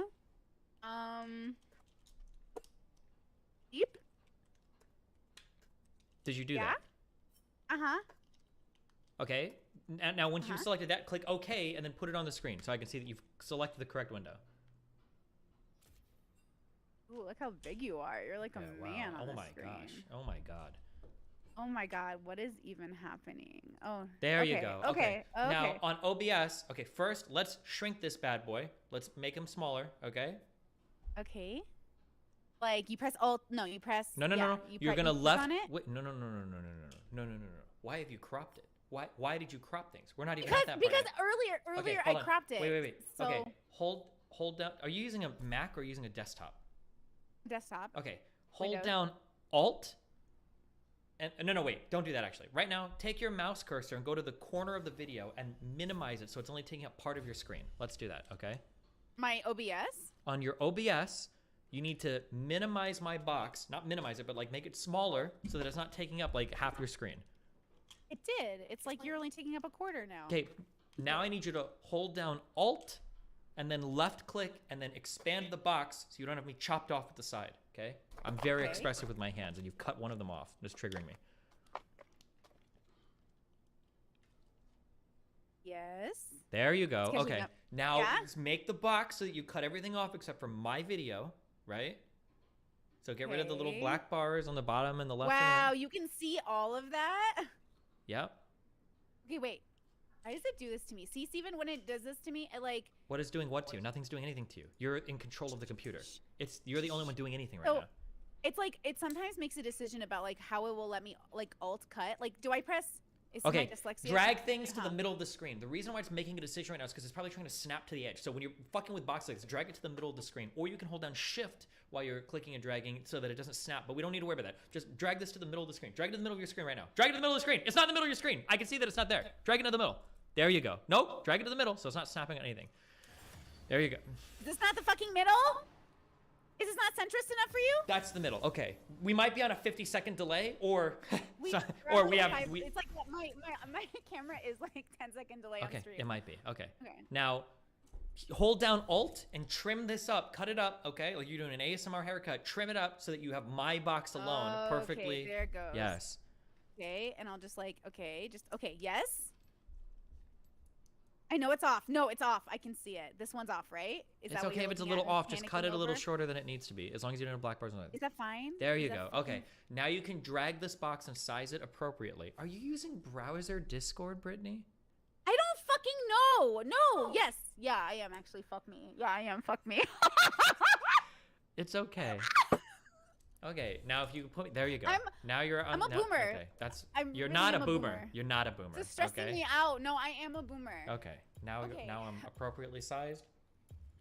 Okay, is this representative of your actual size in real life? Whatever you want it to be, okay? But there's not weird shit happening. Okay. Okay. Okay, everyone, how's his audio sound? Do we hear our bisexual king? Like, can we hear everything good? Why? Can I minimize? I'm Why identifying what, as straight Habibi? for the rest of this conversation, okay? You are absolutely not, because the video of my stream is called "We're Talking in an LGBT Way," so you absolutely cannot be straight during this. I give you a straight cis man's perspective on LGBT. No. I hate them. Oh, by the way, in no, case you were curious. no. Yeah, I do. Don't dox me. You're doxing me. Don't dox. Look at your messages to me. You're just. Okay, hold on. So, I can breathe. I'm not gonna ruin anything if I minimize this, and I do this. Okay, guys. As far as I know, everything is working correctly, and I'm gonna ignore chat now. Yes. Okay. And Destiny, I'm gonna put you here because I kind of like you bigger on my screen a little bit. Or actually, I'm gonna put you right here. Beautiful. Thanks for being so patient with me. And hi, Destiny's chat. How are you? I hope you're all handsome as normal. You guys have been really nice to me the last couple of days. I've been on the chat with you. Oh, YouTube All chat? right. Yeah. YouTube chat It is says nice. Destiny is frozen. Oh, no. Oh, wait. I fucked it up again. What did Oh you my god, I fuck fucked it up again. Oh, the homosexuality of all this. Okay, don't worry. I'm gonna get double monitors. I'm gonna get everything. Shut up. I'm gonna get everything. It's gonna be fine. It's gonna be fine. Okay. I'm gonna be good at my job one day. Okay. One day. I don't know how I make a full-time living doing this. I have no idea who let me be in charge of my life. Okay, so I want to talk to you about very LGBT things today. Oh boy. Okay, I figured it out. Didn't say Woo! Yeah, it looks good. Destiny, I'm sorry can you call have the my shitty mom? webcam for now, And though. help You'll walk her have a through nice one updating her eventually. software next. So you can see me in clear more ways. Oh, you see more of my body too on your cam. Oh, because I have it. No, you're good. Don't worry. It's not. You're Do fine. you need a hug? Do you want? Everyone keeps telling me to go hug you for some reason. No, I'm good. Is something going on? Are you stressed for some reason? My life is always stressful. It keeps me on edge. Yeah. It gives me the edge I need to win my debates. You know. Do you like feeling stressed, or would you prefer not to be stressed? I love feeling stressed. It invigorates me to move forward. Do you ever feel like you don't get a chance to really be not stressed? Like I don't like being not vulnerable, like- stressed. It's boring to me. I usually get bored and need to do something. Okay, so would you say you have an addiction to being stressed? Sure, maybe. Is that a problem? Which bubble does that put me in? Did I lose introspection points for being stressed all the time? Is that gonna be an issue, Brittany? No, no. It's up to you. okay. Like, I'm not here to convince you of anything. Actually, unlike you, Uh-huh. I Unlike don't me. want to change people's mind. I want people just to be happy. And if you're happy doing one thing, do that thing, I guess. Oh my god. You know? Wow. But I think I have a theory that you never get a chance to be vulnerable, which is why you're stunted with your emotions, which is why you don't understand any of these leftists are just like in their feelings, except you do get it, but like you're just mad because they don't like you right now. You know, I get it. I just have very little sympathy for the position. For sure. Okay, but I've been thinking about this lately because Okay, yeah. I was heavily involved in like, politics when I was younger, and I know I don't remember all that bubble very well. It's been really long actually, and I tried to think of political subjects to talk to you about, but I only care about social issues because I think that's what is the root of all politics anyways. Wow. I think politics is like the wound of our social ineptitude. Okay. Is that a word? Yeah. Yeah, that's a word.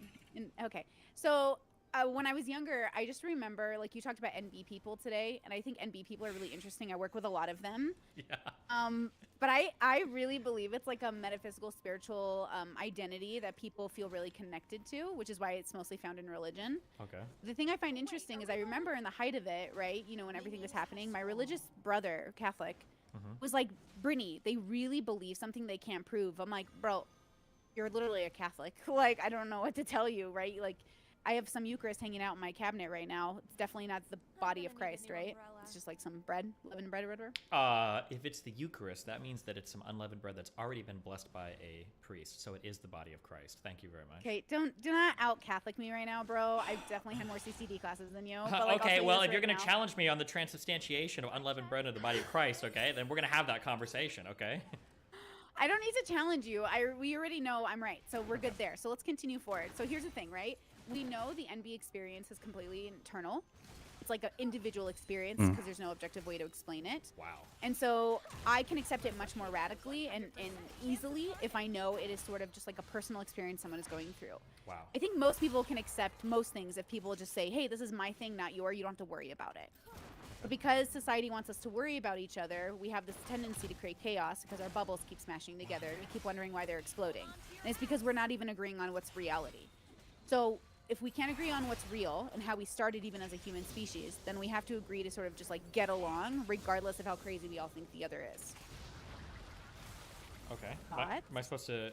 Oh, you want me to give you thoughts on this? Am I supposed to agree or disagree? Yeah, you know, you could ask me some questions sometimes, but also like, no, just like talk. Yeah, Okay, talk to you're about giving me this your idea. entire framework through which how you view the world. Okay, I'm here to engage with that framework. We have very different frameworks by which we analyze or understand things. So if you want to give me a framework, that's cool, and then I can answer questions for them. But obviously, we're gonna have major foundational disagreements for how we view the world, I guess, right? Or the source of. But I want to know how you view it. I don't want you to just adapt into how I'm talking and then all of a sudden join me in my reality. I want you to. Okay, in my reality, I don't think that there are any random thoughts. I don't believe that there's any free will. I don't believe that there's any like spontaneous like things. I think that everything is like reducible to some type of reason. There's always going to be an underlying fact of the matter related to something. So I don't believe there is any truly like subjective experience such that there's like something truly unique that one individual has that nobody else can possibly understand, nobody else can possibly relate to, that doesn't have some underlying like traceable fact of the matter. I don't believe in that at all. Okay, so when somebody talks about having like some concept or something related to their gender, I think that there are underlying facts of the matter about that. I think that there are brains that tend towards male. I think there are brains that tend towards female. I think sometimes you can have female brains in male bodies. You can have male brains in female bodies. I think that this is where trans people come from. So there can be an underlying fact of the matter about that. When people try to say that they have some underlying like feel, or they have some subjective feeling that their gender is nothing or blah blah blah, I don't know. I think that they're just like, it's just like a feeling that they have maybe about like their interpersonal experiences or the way that they relate to the world, which is fine. But I don't think that I can just say that every single experience you have is subjective and free and mean and blah blah blah blah blah or whatever. Like, I do think that there are some commonalities between the human experience and that these do reduce down to some, at the end of the day, neurochemical or biological fact of the human body. That's there. Okay, yeah. I mean, I can fuck with some of that for sure. Okay. I definitely do believe in free will as like a counter idea, I suppose, because I don't think free will is that complicated. I actually think it's really simple, but I think people complicate it because they want to feel special. Like people complicate everything because they want to feel unique and special. Okay, like what is your? matters. Let's work on that. What is your definition of free will? Because we might both believe in it. Let's just What I mean, free will is like simply just like making a decision, weighing the pros and cons, like moving forward with your life. Like make a fucking decision. Like, you know what I mean? Like right now, I'm exercising free will by engaging with you on this platform. I most certainly could just like X out the screen and be like, fuck you, I'm bored, I'm tired, I'm fatigued. Also, I took an edible, so I'm just gonna warn you right now. And so Why? That's so disrespectful. It's not fucking disrespectful. Sometimes I'm high. I needed to. Did you see the picture I sent you of the bruise? Which one? Look on your Discord and look at your messages. My thigh.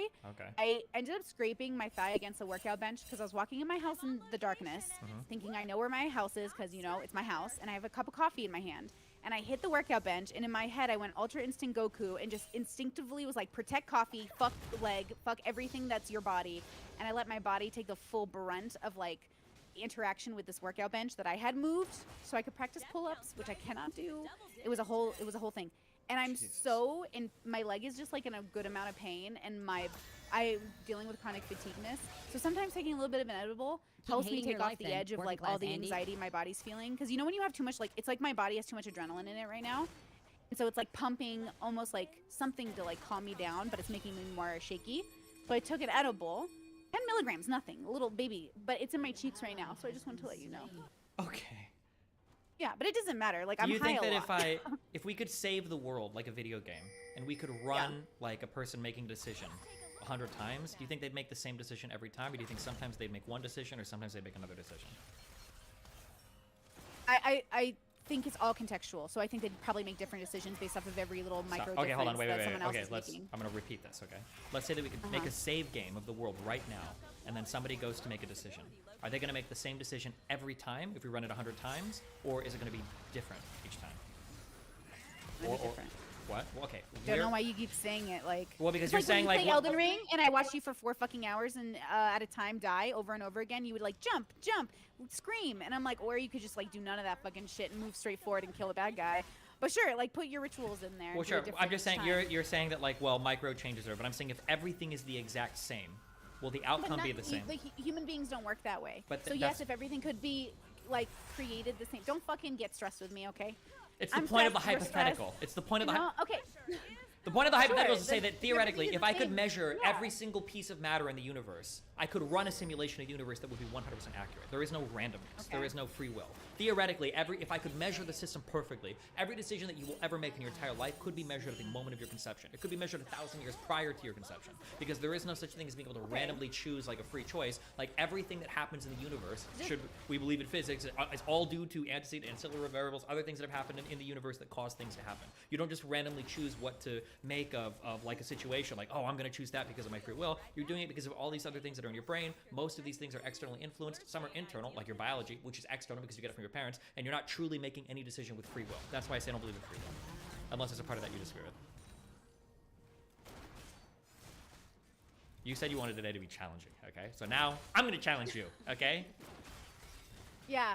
Okay, so I honestly, I understand, like, I work really well in literal moment situations. Okay. So my brain is just like, but okay, like we're humans, we know humans are, like predictably on the macro, I think pretty predictable, but on the micro, like extremely interesting and nuanced, and so they're gonna make different decisions.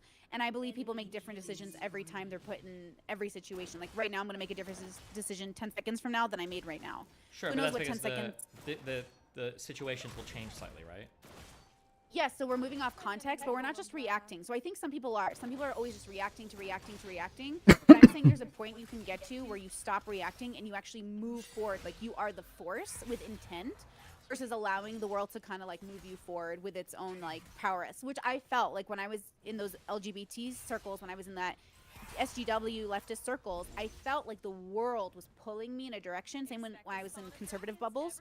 But now I feel like I'm moving my consciousness in a direction and everyone is like almost like moving like away from me, but not really. Like I've just become the super main character of my universe. Sure, but even so, we're Versus still before- like, we're still reacting to everything. We can't truly like, if we look at a decision. Oh, you're also if we look is at it, reacting meaning you're reacting to yourself, Steven. Like if you're sitting in a room just by yourself, are you also just reacting to yourself? Like what do you react to? yeah, a little bit, yeah. Existence? But like, what are you? Okay. Like you're just like all of the prior things that have been part of your life that have caused you, right?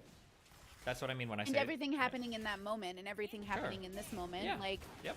That's what I mean, but like that's what it means to be alive. I think is like you're just gathering data constantly. Sure, and, like, we're not putting talking it about being against alive your- though. We're talking about free will, right? I'm saying that like I don't think that anything can truly happen that is quote unquote free will. Like everything is based on like everything that's kind of like going on around everything. So. Free will is, I think, the engagement with everything outside. So the existing, you exist as a Steven, and then there's existence, everything outside of you, and you're having a relationship with that. I think they're separate, and you have a relationship with it, and we're the same thing. It's like tiny little contradictions of life. Okay, I don't know what that has to do with free will. It is free will. What do you mean? Like free will is the engagement with that existence as an existing party. That is what the free will is. Between that relationship is the free will. You have to engage with it on a spectrum as well. Like you might wake up every day, or somebody might, and just do the same thing every day for their whole life. Same script, same hi, how are you? It's like the Truman Show. Or they might, over time, engage more with their consciousness and then have more engagement on that front with free will. It's like you have to enact it. You can't. You just, can like, enact it, be- but what I'm saying is that like, given the ability to measure the system perfectly, your choice would be 100% predetermined by what's going to happen. Okay. That's what I'm saying. We don't. But are you saying we live in that system? Or are you giving me a Yes, we hypothetical live in if that we system. live- That is the system I we live don't in. agree. How could you say we live in that system? Because I to don't get not it. say that, you have to have some extra material, some Keep hating extra your life physical then, thing working that class Andy. we draw decisions from. If not We from... can finally beat the NPC. We can finally play Elden Ring. Like, let's say, for instance, like a boulder is rolling down a hill, right? Can we predict 100% exactly where that boulder is going to land if a rock is rolling down a hill?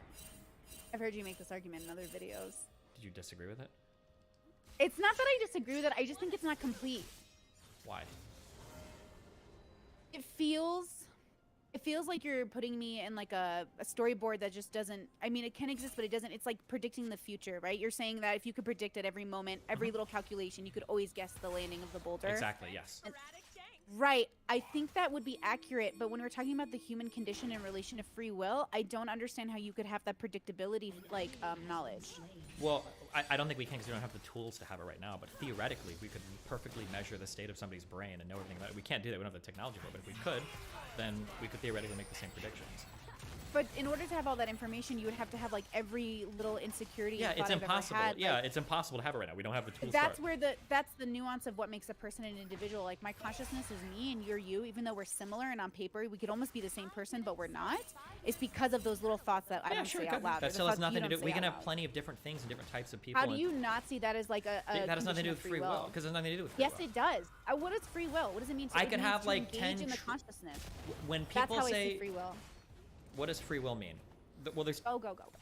There's two different things that free will could mean. There's I don't know how academic we're going. There's two different concepts when it comes to free will. We've got like something called like libertarian free will. Is this idea that when we make a decision, it is like we're truly drawing from some like extra dimensional plane where we could have made another decision at any point. Like who knows? Like this is just the decision that we're making right now.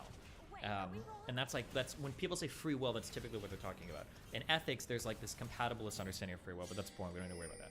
But the problem with that idea of like libertarian free will is it seems to break the mind out of the physical universe. Because in the physical universe, we would never, ever, ever ascribe free will to the cause and effect of any other thing ever. When a ball rolls down a hill, wherever it lands, it's where it was always going to land. If a tree falls in a forest, exactly how the tree falls is exactly how the tree was always going to fall. It's never going to be different. But for some reason, when humans make decisions, we like to pretend, I think it's part of like the human condition, the human fantasy, that, well, we could have made another decision. It wasn't predetermined, like we could have chosen anything. But I don't think that's the case. By the time it comes time for you to make a decision, whatever decision you're going to make is the same decision you always would have made, and there's no way to escape that or get away from that. Okay, can we take it down to like, for me, like a really just like basic example? It's like, you know when you're trying to get a girl into bed and you can play it a multitude of ways and then you choose which way to play it, you're consciously making, versus like just winging it and doing what feels natural? You know how like the engagement is like, that's how we also judge how like malicious a person's intent was. How much did they know they were doing something? That's how I look at free will. How much do you know you're enacting your free will and how much are you just going with the flow? And that could be a part of determinism or anything else. And you could say, yes, we're determined, or there's like some fatalistic concept like that's going to move us in a direction. No matter what we do on the macro, we're going to go in the same direction, which I think is sort of true. But the tiny contradictions that I believe life is allows me on the micro to engage with my free will and consciousness and future in a very intimate and specific way. But I had to go through this like journey of like figuring out how to do it. That didn't make me feel like a crazy schizo who just like, oh my god, I have like control over my free will and consciousness. You know, I mean, like I can a weird understand way. that. I think as people, like when we have conversations amongst ourselves, when we think about ourselves, we obviously think of ourselves as having free will. Otherwise, it would be kind of ridiculous not to. But in terms of like actually being able to have made a different decision, I don't think that's true. But It's interesting. I had somebody come from your part of the world onto my Discord. They're infamous now. You're infamous, friend. You're infamous. Uh-oh, who are they? They did not have a fun time. No, I'm not gonna do that. Oh, But you they were should, because just normal sometimes people. we have like, there are people in my community that are famous like brigaders to other communities that are banned in my community Oh, that are like the that's worst types of funny. people. Well, she was a unique snowflake, but she came in and she was really upset with me. Wait, can you type the name for me on Discord? I won't say who it is, I promise. Sure. Because if they were typing your Discord, it's already public, right? Yeah. The Discord like calls them by name and references them. Yeah, do it. Everything Type that to me. used Let me exist. see. Oh my god, you're Oh such my a God, fucking kid, bro. You're I am, Hey, dude. I'm trying. Didn't I tell you that if you leave your phone open near me or some shit, I will read everything. I gotta know. I'm so curious. Oh, see? Okay, see how when I went to Discord, it's a blank screen. It's not showing our chat or anything, but it did switch to the blank screen that was the old camera space. Is that normal? No, that's kind of weird. Okay, did you type the name? Yes, I don't know why it's all in caps. I'm just yelling at you right now. Wait, did you type that correctly? Yes. Oh, okay, I don't know what that is. All right. Okay, go ahead.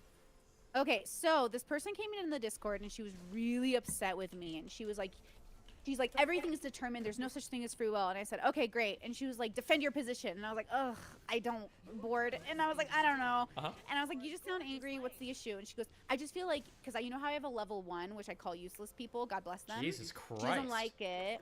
Yeah. Look, I'm an adult. Be an adult about how useless you fucking are, you piece of shit. Oh my Anyways, God. so like, I'm sorry. I'm just so over it, okay? I'm over it today. So listen. So, I'm sorry. I know I'm high, but I'm bringing in the anti-Britney, apparently. And 10 So, okay, milligrams, so hitting hard. Yeah, go ahead. What's 10 milligrams? Actually, I'm such a lightweight. Honestly, it feels great. I feel like I'm floating. Okay. Cool. Okay, so she comes on my Discord. She goes, you need to erase that. You're going to make people genocide the ones. You're going to make the wrong person's going to hear this and the ones Oh are going my to kill God. themselves. And like, Okay. she's like, you're doing this. And then she comes in and makes the argument about how like rapists need to be forgiven for raping because everything's determined and they had no choice but to rape. Wait, And wait, say that again. What? So she was upset with me for creating a philosophy system or whatever, an observational tool in which somebody is categorized as useless. Okay. Because it might cause other people with bad intentions to genocide the ones. But because everything is determined in her reality, she also believed we couldn't hold rapists exactly accountable. Exactly. Like she did believe, like, to some extent we could within the culture, but generally speaking, since it's determined, no matter what we did, they would have raped anyways. And I just don't buy that. I think people engage in free will. They make decisions within their ability to understand the context of their life. Some of them are better understanding it I understand of what you're life saying. than others. There's a You know what I mean? if you ever get bored in the future and it's really boring, but so as soon as you stumble down the roads of like determinism, this is like the first thing that comes up is how can we hold anybody responsible for their decisions? This is why in ethics there's a concept called compatibilism, which tries to make the concept of determinism compatible with moral agency, and that there's a way that they get around this. But yeah, go ahead. So like that's what I guess in relation to everything we've been talking about. Like I've been really trying to listen to your streams and be open to the idea of these people coming onto them. You know how I messaged you yesterday and I was like, bubbles. And like when you're talking to that person yesterday, I just kept thinking like both of you weren't humanizing the other in a way that allowed both of your realities to be true at once, because they are true at once. I don't agree with Like, that at sometimes all, you but okay. Sometimes you say things that drive me crazy. Like you'll say, but it's just like it's normal. You'll say things like, "No one's saying that. No one believes that." And I'm like, "Don't say that, because you know that's not factual." Of course, somebody in the world believes in some crazy idea that we've definitely been like laid out. Like, did I tell you about the patron I had? You haven't. Ugh. Although to be clear, when Listen. somebody says no one says that, the idea is that what that translates to is that like this isn't a mainstream position. Like nobody seriously is I making. know this what it argument. translates to. So But that's why you say everyone it. keeps. That's I know, and I know why we generalize. I hear you, but that's why I think the world is bubbles, because we all generalize differently in our bubbles. That's why people still get upset when they're like, "Not all men, Brittany," and I'm like, "Yeah, I know. Do the fucking math. Asterisk sum." But they can't. They don't. So like that's the issue we run into. So I accept it. I'm not perfect. I still don't. I generalize. You know, what it is, what it is. I don't care. I don't care if you generalize. I don't care if you say slurs. I don't care how you talk. What I'm trying to figure out is who are you as an individual, and how should I read the context of your language against my moral compass, and then can we still like not kill each other? So wait, I had this patron who a couple years ago, I was like, "You're doing so," like they were writing about their hardships and how life was hard for them, and I said on the public part of the community page on Patreon, I said, "Hey, like you're doing so great for a human, hugs and kisses, like you're doing great." And they wrote me privately and said, "Actually, could you not refer to me as a human, because I don't identify as one?" And then they sent me a Reddit post with like a whole community of people, just like a few hundred, who believed and like non-human human beings that are so unique that they're not even classified as people. And I was like, "No, I can't fuck with this energy." And they're like, "Why?" And I was like, "Honestly, I'm gonna be real, my borderline, because the reason I even have borderline in the first place is because of LGBT things. It's so interesting, actually. But I get fucked over when like people are disputing reality with me. So now I'm much better at it. So now I would say to that person, I will forget to call you your correct pronouns. But I'm also going to be honest with you, this is so outside the range of like reality for me that unless I'm engaging in your space, I'm not going to do it. Since you're in my space, I'm going to engage how I want. And that's usually how I do it now. Because people are living in such different realities and then making really big life decisions based off of those realities and then demanding the world also adhere and join into those realities. It's causing sort of a line of insanity where people really don't know what's real or not. And I don't understand why we can't just say, this is physically real, this is metaphysically real, in the sense like this is how I spiritually feel, this is something I can't prove, this is how I want to exist. And I go, great, exist that way. You don't need to go around validating yourself to the world, except that our communities, America as an example, is a bubble that will not allow you your civil rights unless you prove you're real, which is the conservatives' narrative of like trans people, we have to prove they're not real, so we don't have to give them rights. And it's frustrating, I think, all around, because for me, I'm like, okay, why do we all exist? If we don't know, we think we're maybe gifts from God, or we think we're servants of the Lord, or we think we're evolved animals over time. Like for me, because I believe we're just like evolved animals over time to an extent, it's hard for me to think any of this actually matters anymore. Because I'm like, it only matters because we've made it matter. Does that all make sense? I know I ranted. I'm so sorry. Thank you to Steven's audience for putting up with that rant. But do you get what I'm saying? I'm trying to come from a place of what are we doing versus how we're reacting. You guys are just reacting. You and that guy yesterday, or that person, non-binary person, you were still just reacting to the moment instead of, yeah, but what about past this moment? Past this moment, what is there? What are we doing? I don't know what the fuck you're talking about, Brittany. You gotta bring it back. Oh my God. You gotta bring it back. Are you serious? Are you serious? I'm gonna rephrase what you're saying. I'm gonna rephrase Yeah. it so that you can tell me if I'm understanding that. Okay. Okay. Go. Fuck. Actually, hold on. I'm trying to. Okay. Let me. I'll do it really fast. Oh my No, God. you're not. No, you just spoke really fast. Hold on. Chill. Let my thoughts coalesce for a moment. Okay. You just rattled my jar. The water is settling. Okay. Did I pop your bubble? Yeah. Oh my god! My bubble! Okay. So, are you saying, so there were two broad things that we're talking about, okay? It seems like one is that you wish that when people were talking about certain concepts that we can all identify that some things are just part of the subjective human experience and that's okay. Some things are just internal experiences that we have. We don't have to have everybody necessarily accept these or validate these. That's an okay thing. But then there are some things that need to be validated and we understand that, right? So that was one trend that you were talking about. The second thing was when you were having a conversation with that guy, it seems like you were unable to contextualize like the larger conversation. Like when this conversation ends, like how does it apply to everybody's experience? Or I guess I missed a little bit of that part.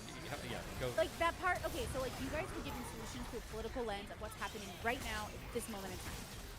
But I want the solution for what's gonna happen after we solve the problem of like us just getting along, for us accepting that trans people are real or any of those things. Like, well, then what? Like you were saying, you're not making fun of these people because they're trans, you're making fun of them because they're stupid. That's the after. But then I wanna know how we end up getting the left or people to understand, like, you know, we have to get there too. Like, we have to get to a point where Steven is allowed to make fun of people and it not be about their transness. How do we get there? That's all I care about. I don't give a fuck what's happening on the outside. Sure, okay. Thanks. So that's the question, right? Because that's where the real life starts living. Look, on my Discord, in my circles, in my bubbles, I'm really blessed that all my people are the others of their groups. So they've all been kicked out of their mainstream leftist groups, right group, whatever groups, and now they're, for the most part, not all of them, but a lot of them are hanging out in my Discord. And it's so funny talking to them or the people in my life. My friends are nomadic that way, where we're all trying to find intellectual homes, but they don't exist, so you kind of just like end up nomadic. It's because of these bubbles, like the solutions are so stagnant. There's no solution here. And no one was offering solutions yesterday. And I was like, that's fine if we just all want to yell at each other, but do we know that's what we're doing? And I just wondered, like, that's what I want to talk to you about. Okay. Oh my God. What? Okay, yeah, let's talk about it, sure.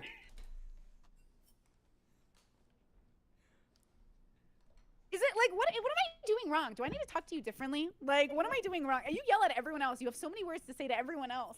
Like, what am I doing wrong? Okay, hold on. Okay. If I am... You're not listening to me. What are you doing? No, right hold on. Okay, no, stop. Okay, no, wait, hold on, wait. If you're gonna go on the fence, I'm gonna go on the fence, okay? If you want to have a conversation about, like, particular topics, I can do this, okay? But if it's like... You can't have a conversation outside of your, like, script. I can have a conversation outside of the script, but when I get, like... Okay, this is, like, the equivalent of kind of what you said, okay? If you were to ask me, like, oh, like, what do you think is, like, a good thing for people to be doing? I think it would be just a really good thing if everybody could kind of internalize the subjective experience that they have of the world, and then all of us could kind of have these interpersonal relations with other people. We realize that they have their own, like, interpersonal subjective experiences of the world, and then all of us kind of, like, are moving forward on this path. It's like a river flowing, and all of us kind of, like, dip our toes into the river, and then we understand that, like, the subjective experience that we have and how it relates to everything else is going to be, like, combining with everybody else's energies to create a planet where we all live. I don't know how the fuck I'm supposed to engage with that, okay? You want a conversation that is like more specifically like in tune with like a particular thing. It's hard for me if you like kind of like lay out like a whole life philosophy and then like a small hooked part on the end and you want me to engage with that. I don't know if I'm like bought into the whole other part that led off to the small offshoot of the question. So it's very hard for me to come at the end and be like, oh, okay, well, yeah, Brittany. So agreeing with all of that, yeah, like, so yeah, it has to be a slightly more pointed question, I guess, or we can talk like foundational understandings of people in life, and we can try that. I love you. So to clarify, you don't know how to have a conversation. You only know how to debate. Okay. No. That's okay. I know how to have a conversation. You're the one that is failing to have the conversation here, Brittany. No. Yes, I'm absolutely. a conversationalist. It's why I get paid the big bucks. Absolutely. No. Okay. No. I make way too much money not to be good at my job. Absolutely. No. I'm asking you. Look, my chat is saying Steven doesn't know how to have a conversation. Reply. You reply. So you hear me talk, and then it's your turn now. And then I go, and then it's your turn now. Okay. Oh my goodness. Man, I'm feeling so gay today. Oh, you know? Okay. Let's back up. Let's align our chakras. Okay. All right. Go again, and I'm gonna hook in. Okay. I'm gonna sink my teeth into this one. Go ahead. Okay. Why do you think humans are here? I don't believe we have a purpose. I don't believe in any higher powers. I don't have any sort of like higher calling like that. So I don't believe, so purpose is a human constructed thing. So the type of purpose you have is going to be a human constructed answer. That answer does not exist in the material of the universe. It is an immaterial concept. Okay, I agree. Why do you think humans exist? Like, what do you think, how are we here? Like, here, literally Okay, here. when you ask why, there's two ways to read a why. How? Like, how? By apparently 13.7 billion years ago, there was a big bang, the settling of the gas, the universes, the galaxies, and the planets, and then somehow shit started to fucking grow and evolve, and the sunlight and the energies, and over a long period of time, about 10,000 years ago, human civilization started. That's roughly, and then we're just the end result of all of that, and that's what we've made it this far. Yeah. Okay, I agree. I think that's a pretty good, I don't know, but I'm gonna say that's probably it. That sounds pretty good to me. Okay? So now, with that knowledge, my brain does that extra step where I go, oh, okay, great, nothing matters. And then nothing matters on the micro in the sense that, like, we're part of an ecosystem that... Okay, hold on, real quick. Everything that you're saying right now, I totally disagree with. So do you want me to interrupt you and stop you here, or... I mean, you can. I'd like that, but I'm going to interrupt you one more time. And be like, okay, yeah, you can interrupt. Yeah, that's fine. You can keep. We can go back. Yeah, so yeah, here's yourself, so yeah. yourself. Okay. Yeah, but on the micro, it matters because right now this matters to me. This is like a real thing happening. But in terms of like it's a way to humble the consciousness to then find the value in real life. Versus like if you just interrupt me. Go ahead. Humble the consciousness to find value in real life. What I don't know what you mean by that. So instead of nihilism, which I think two bubbles stay into, they get depressed. They're like, everything sucks, nothing matters. I'm like, yeah, nothing matters. So take a deep breath. All your trans stuff, your LGBT, the religion stuff. I know it seems really important, but it probably isn't. And we're wasting our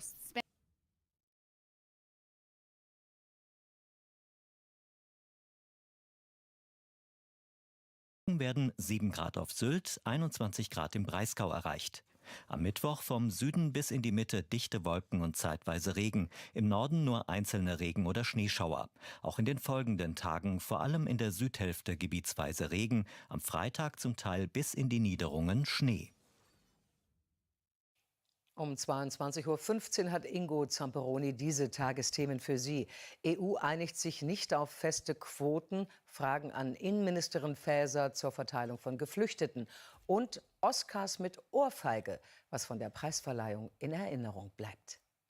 Und nun, wie angekündigt, der Brennpunkt zum Ukraine-Krieg mit Ellen Inni. Danke, Susanne Daubner, und herzlich willkommen zu diesem Brennpunkt. Heute im Anschluss sehen Sie die Reportage Heimreise in den Krieg gegen 8:30. Auf den Tag genau heute vor 5 Wochen, da hat der russische Präsident Putin die selbsternannten Volksrepubliken Donezk und Luhansk als unabhängig anerkannt. Es war, wie wir kurz darauf feststellen mussten, der erste Schritt zum Überfall auf das ganze Land. Heute, genau 5 Wochen später, läuft der Krieg aus russischer Sicht nicht so, wie Wladimir Putin ihn sich vorgestellt hat. Und doch sind Zerstörung und Verwüstung in dem Land schon jetzt unfassbar. Viele Städte sind zerbombt. Allein in Mariupol sollen laut ukrainischen Angaben insgesamt über 5000 Menschen getötet worden sein. Wir wollen in dieser Sendung darauf schauen, was dieser unmenschliche Krieg mit den Menschen macht. Sie können endlich durchatmen, ihre Wunden versorgen, etwas essen. In einem Supermarkt in Saporizhia haben Geflüchtete Unterschlupf gefunden. Es sind Menschen aus Mariupol. Ein dänisches Kamerateam hat diese Aufnahmen gestern gedreht. Eine Familie erzählt von der Bombardierung des Mariupoler Theaters. Sie hätten sich dort versteckt. Panik, Zerstörung, überall lag Schutt. Es gab Verwundete, Menschen wurden unter Trümmern begraben, überall war Blut, man hörte Stöhnen. Die Stadt Saporizhia ist etwa 230 Kilometer vom belagerten Mariupol entfernt. Hierher schafft es nur, wer ein Auto auftreiben kann und Benzin. Doch auch die Flucht ist gefährlich. Menschen berichten, sie seien beschossen worden von russischen Soldaten. Eine Frau zeigt ihre verletzten Hände. Eine Kugel habe sie getroffen, während sie im Auto fuhren raus aus Mariupol. 160.000 Menschen sollen noch in der zerstörten Stadt festsitzen. Fluchtkorridore könnten derzeit nicht eingerichtet werden. Zu groß sei die Bedrohung durch russische Truppen, erklärt heute die ukrainische Regierung. Auch das wird für viele ein Todesurteil sein, sagt Aleftina Schwedzowa, die selbst wochenlang mit ihrer Familie in Mariupol festsaß. Die russische Armee hat schon jetzt sehr viele Menschen in Mariupol vernichtet, darunter Kinder, Frauen, ältere Menschen. Ich appelliere an die ganze Welt, bitte macht etwas, damit die Menschen in Mariupol nicht mehr sterben. Ein Wohnviertel in der Hauptstadt Kiew. Eine russische Bombe soll dieses Haus getroffen haben, mehrere Wohnungen wurden zerstört. Westlich der Stadt verläuft die Frontlinie. Hier erreichen wir Dmytro Morhunov. Vor dem Krieg war er Journalist und Radiomoderator. Nun ist er Soldat. Mir ist inzwischen klar geworden, dass das kein schneller Krieg wird. Keine Sache von mehreren Wochen oder Monaten, sondern ein Stellungskrieg. Wir haben uns darauf eingestellt, dass das kein Sprint wird, sondern ein Marathon. Ein Marathon, der auch die ukrainische Armee Opfer kostet. Beerdigungen von Soldaten, so wie hier in Lviv, sie sind inzwischen Teil des Kriegsalltags. Es sind schreckliche Bilder, die wir aus der Ukraine bekommen, aber immerhin bekommen wir sie noch. Und gerade wenn der Krieg andauert, ist es besonders wichtig zu zeigen, was er mit den Menschen im Land macht. Gleichzeitig wollen wir auch heute wieder einen Überblick über die militärische Lage im Land geben, auch wenn es schwierig ist, die Angaben beider Seiten bezüglich des Militärs tatsächlich zu überprüfen. Eins steht jedoch fest, das russische Militär hat auch heute seine Angriffe auf die Städte des Landes fortgesetzt. Unter anderem wurde die Großstadt Charkiw in der Nacht zu Montag von schweren Explosionen erschüttert. Laut Angaben der ukrainischen Verwaltung wurden 7 Menschen durch Artilleriebeschuss getötet. 2 davon sollen Kinder sein. Unabhängig überprüfen können wir das nicht. Bei ukrainischen Gegenangriffen seien russische Truppen aus mehreren Ortschaften bei Charkiw verdrängt worden, so das ukrainische Militär. Auch in der Nähe von Kiew gab es nach ukrainischen Angaben Landgewinne. Aus dem 40 Kilometer entfernten Salysja wiederum hat das russische Verteidigungsministerium Aufnahmen eigener Truppenbewegungen veröffentlicht. Wann und wo die Aufnahmen genau gemacht wurden und wohin sich die russischen Fahrzeuge tatsächlich bewegen, bleibt allerdings unklar. Und eine weitere strategisch wichtige Stadt in der Ukraine ist Odessa. Sie ist einerseits der größte Hafen der Ukraine und gilt andererseits auch als Perle am Schwarzen Meer. Dort bin ich jetzt live mit meinem Kollegen Oliver Meyer-Rüth verbunden. Auch in Odessa gilt übrigens abends eine Ausgangssperre. Deshalb schalten wir vom Parkplatz vor der Unterkunft. Oliver, Odessa gilt ja deshalb als schwierig zu verteidigen, weil die Stadt vom Land und vom Wasser aus angegriffen werden kann. Wie bereiten sich denn die Bewohner der Stadt auf mögliche russische Angriffe vor? Ja, wir waren heute im historischen Zentrum der Stadt. Dort steht ja auch das Wahrzeichen, das Opernhaus. Dort sieht man große Sandsackbarrieren, Barrikaden. Und man sieht auch diese Panzerigel, also über Kreuz verschweißte Stahlträger, die Panzer aufhalten sollen. Dieses Viertel rund um das Opernhaus ist hermetisch abgeriegelt vom ukrainischen Militär. Im Moment kommen da nur die Bewohner rein und eben auch wir Journalisten werden dort vom Militär durchgeführt. Und wir konnten mit den Bewohnern sprechen, wie sie das jetzt finden, in den Zustand, in dem ihr Viertel ist. Und dann haben viele gesagt, natürlich ist das ein Ausnahmezustand, das ist jetzt Krieg, das ist nicht schön, aber wir haben auch geholfen, den Soldaten diese Sandsackbarrikaden aufzubauen. Und jetzt hoffen wir einfach, dass unser Militär siegreich ist und die russischen Truppen vertreiben kann. Der russische Präsident hat ja schon 2014 bei der Krim-Annexion deutlich gemacht, dass Odessa für ihn nicht zur Ukraine gehört, sondern eher zum imperialen Russland. Wie wichtig ist denn diese Stadt auch persönlich für Wladimir Putin? Also was er jetzt für ein konkretes persönliches Verhältnis zu Odessa hat, weiß ich nicht. Aber was klar ist, es gibt einen signifikanten Anteil der Bevölkerung hier, der einfach zur russischsprachigen Minderheit des Landes gehört. Das ist das eine. Und das andere ist, diese Stadt ist einfach strategisch sehr wichtig für die Ukraine, weil eben hier der größte Hafen des Landes liegt. Die Ukraine produziert viel Getreide, das wird über diesen Hafen exportiert. Es werden auch viele Produkte importiert. Und es wäre eine wirtschaftliche Katastrophe für die Ukraine, wenn die russische Armee diese Stadt und diesen Hafen einnehmen könnte. Vielen Dank, Oliver Meyer-Rüth, live aus Odessa in der Ukraine.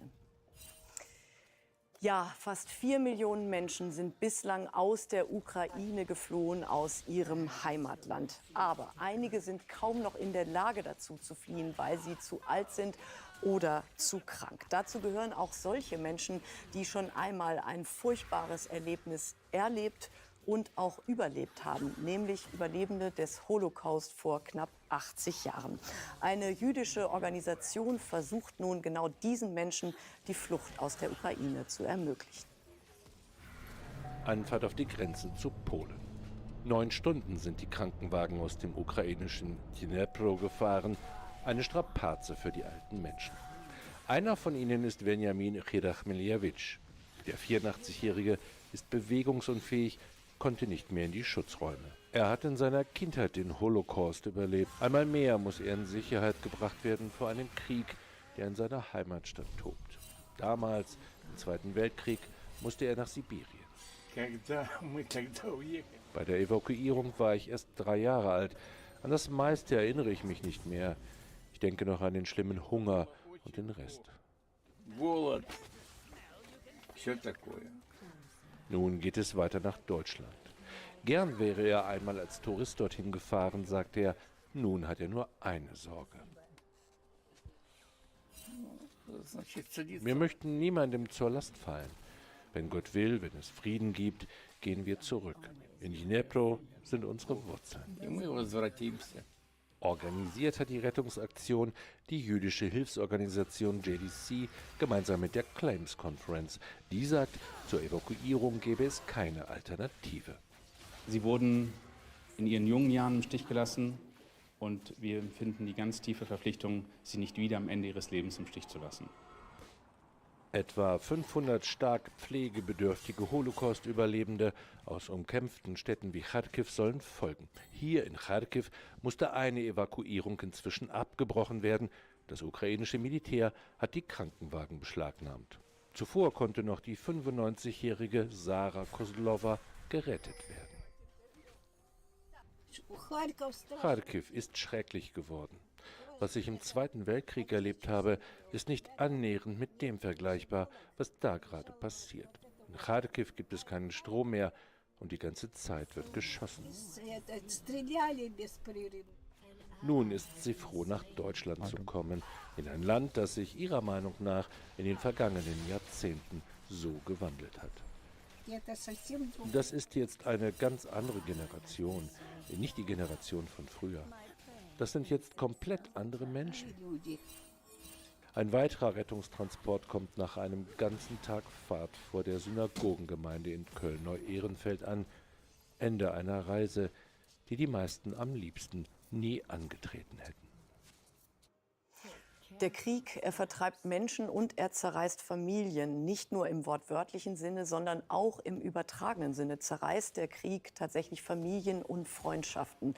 Zum Beispiel nämlich dann, wenn man nicht mehr zusammen über den Krieg in der Ukraine sprechen kann oder wenn es sogar überhaupt keine gemeinsame Grundlage mehr gibt, das zu beurteilen, was sich gerade jetzt im Moment in diesem Land abspielt. So ist es diesem jungen Mann passiert.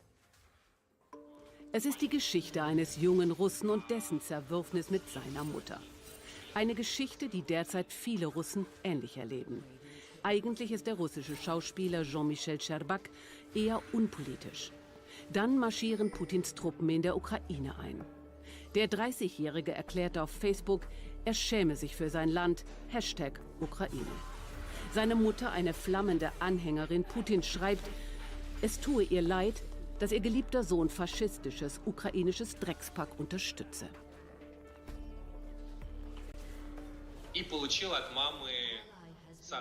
Außerdem sendete mir meine Mutter Glückwünsche. Endlich würden die Massenvernichtungswaffen in der Ukraine zerstört. Es tue ihr leid, Mutter eines Verräters zu sein, erklärt sie mir.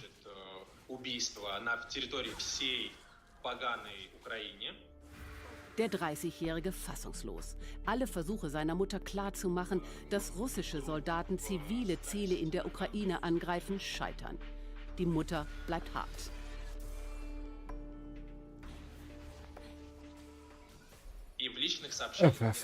Unsere Wege trennen sich. Du hast deine Wahl getroffen, du bist ein Verräter.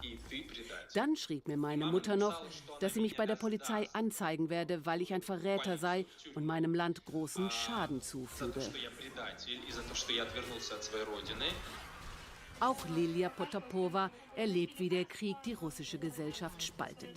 Sie lebt in der Ukraine, im umkämpften Charkiw. Verwandte von ihr in Russland. Und die wollen vom Krieg nichts wissen. Nach vielen Jahren der Diktatur haben die Russen so einen apathischen Zustand erreicht, dass sie einfach nicht fähig sind, adäquat auf die Situation zu schauen. Der Riss geht durchs Volk im Land der Schachspieler. 44 russische Topspieler, die sich normalerweise nicht zur Politik äußern, haben jetzt zu einem Stopp des Krieges aufgefordert. Ich erhebe jetzt das Wort, weil es eine Tragödie ist, nicht nur für die Ukraine natürlich, sondern auch für die Zukunft meines Landes. Es muss so schnell wie möglich enden, das ist meine Hoffnung. Hier die Hoffnung, dort die Gräben, und die drohen immer tiefer zu werden in der russischen Gesellschaft. Ein Thema, das ich jetzt vertiefen möchte mit unserer Korrespondentin Ina Ruck in Moskau. Ina, wir haben ja gerade gesehen, Risse, die durch Familien gehen, durch ganze Gesellschaftsschichten. Inwiefern ist das denn beispielhaft für die Art, wie der Krieg aktuell in der russischen Gesellschaft diskutiert wird? Also ich spüre das auch in meinem Umfeld, dass man vorsichtig ist. Wenn man sich nicht gut kennt, umschifft man das Thema lieber. Über Krieg zu reden ist ja ohnehin verboten im Zusammenhang mit der Ukraine. Und da ist man dann eben lieber vorsichtig und redet über was anderes. Das ist sehr, sehr deutlich zu spüren. Ein bisschen ist das so wie in Sowjetzeiten. Da hat man auch lieber nichts gesagt, bevor man sich irgendwie, bevor man da irgendwas Falsches gesagt hat und vielleicht sogar denunziert wurde. Ich erlebe auch, dass das hier so eine Art doppelter Generationenkonflikt ist. Zum einen sind es die Älteren, die vor allem Fernsehen, und das ist ihre Hauptinformationsquelle dann, die das alles glauben, so wie das russische Fernsehen es darstellt. Die mittlere, jüngere Generation, die mit Internet umgeht, ist da schon ein wenig kritischer, da gibt es ein bisschen mehr Dissens. Aber die ganz Jungen, die in die Schule gehen, die Teenager, das ist ganz irre zu sehen, die sind sehr unter dem Einfluss des Schulunterrichts. Da wird das, was die russische Armee in der Ukraine macht, als Heldentat, als Befreiung dargestellt. Das finden die cool, und da kenne ich auch Eltern, die sagen, wir können unseren Sohn gar nicht mehr einfangen. Jetzt haben wir ja über die normalen Menschen in Anführungszeichen gesprochen. Inwiefern können Sie denn auch einen solchen Riss in der wirtschaftlichen oder politischen Elite des Landes feststellen? Ganz schwer zu sagen. Die politische Elite ist still, die hält den Mund, die weiß, dass es gefährlich ist, wenn es denn überhaupt Dissens gibt. Also wirklich ganz, ganz wenig ist da zu spüren. Die Oppositionellen, die es mal gab, sind entweder, so hart muss man das sagen, im Ausland, im Gefängnis, oder sie haben sich verkrochen. Und wenn man denn überhaupt irgendwie ein bisschen Kritik hört, dann kommt das eher aus Künstlerkreisen. Eine bekannte Ballerina hat zum Beispiel jetzt unter Protest das Land verlassen. Und sogar ein Schlagerstar, der hat hier in Russland, das war schon fast eine Revolution, in Moskau auf der Bühne gesagt, er wünsche sich Frieden und dass das Sterben aufhöre. Da gab es dann viel Applaus, aber das ist das höchste der Gefühle, was geht im Moment. Vielen Dank, Ina Ruck, live aus Moskau, für diese Eindrücke aus der russischen Hauptstadt. Und das war unser Brennpunkt für heute. Vielen Dank für Ihr Interesse. Hier geht es jetzt direkt weiter mit der Reportage Heimreise in den Krieg. Sie erzählt die Geschichte von Volodymyr. Es ist ein Mann, der Frau und Kinder in Deutschland zurückgelassen hat, um für sein Heimatland, die Ukraine, zu kämpfen. Und direkt im Anschluss um 21 Uhr geht es bei Hart aber fair dann um die Frage, wie gut wir in Deutschland aufgestellt sind, um die Geflüchteten bei uns aufzunehmen. Bleiben Sie dran. Ich wünsche Ihnen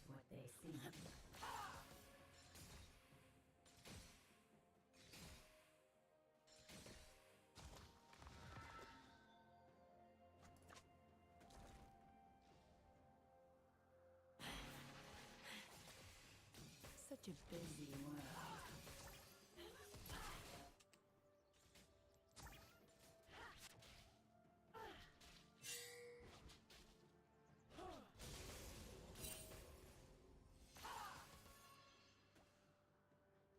So much more to see. An ally has been slain.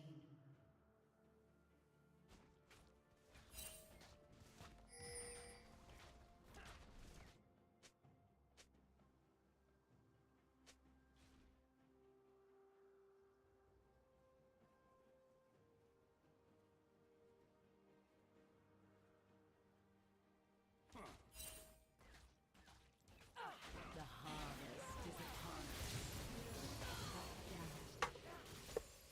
Shut down.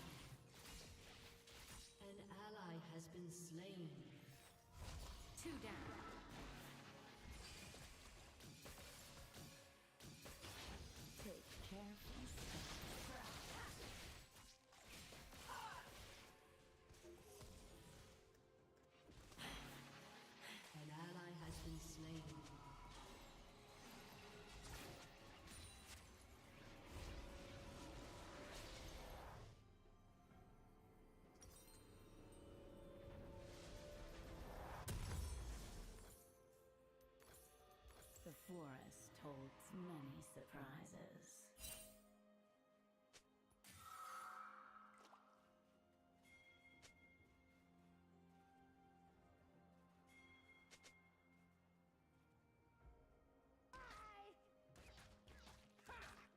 Wait until my seeds take root.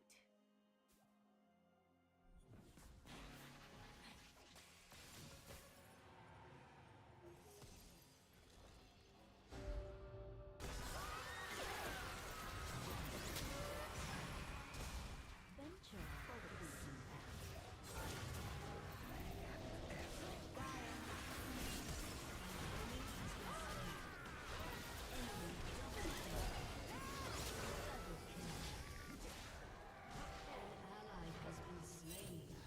An ally has been slain.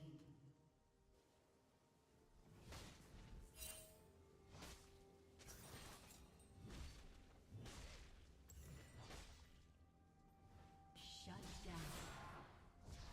Aced. just a harmless flower. Your turret has been destroyed.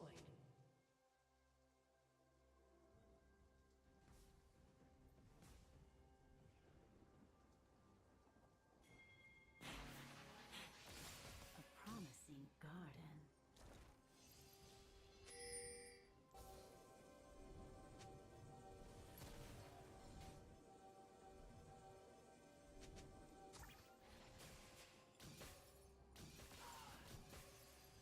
Come closer.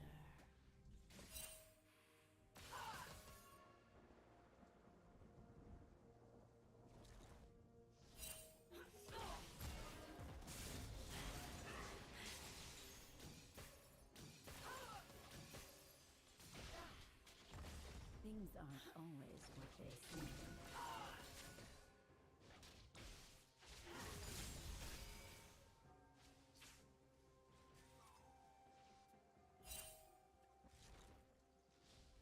An ally has been slain. Such a busy world.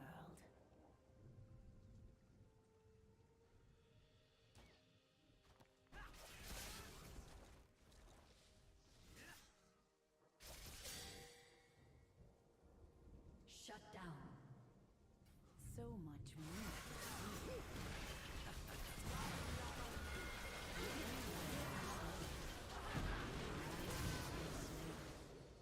Shut down.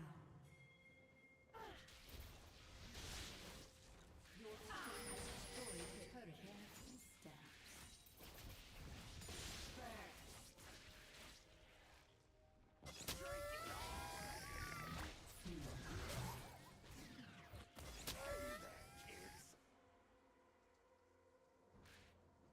The forest holds many surprises.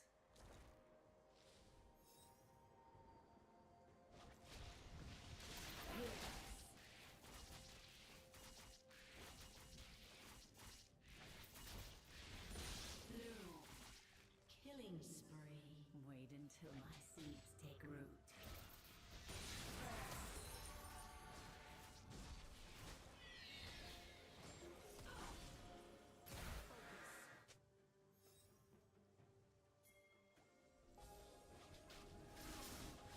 Venture. An ally has been slain. Dismayed.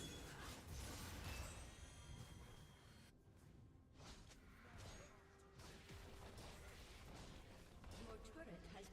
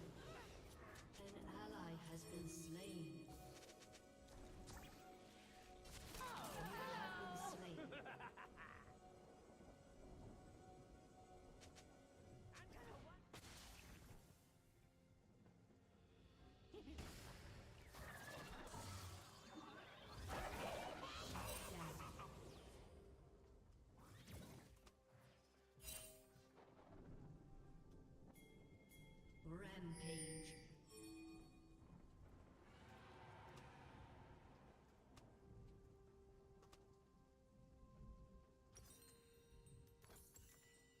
Come closer.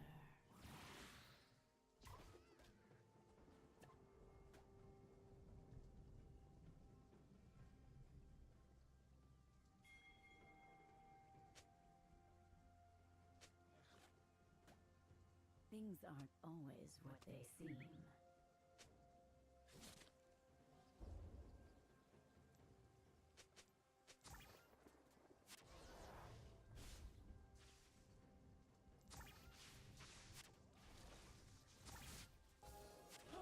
Such a busy world.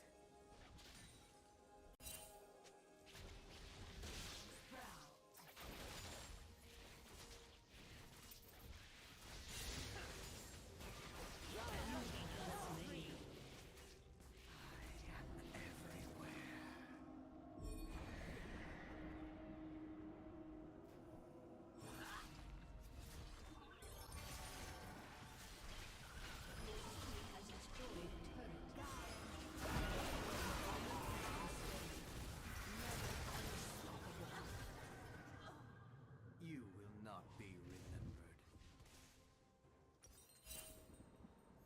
Your turret has been destroyed.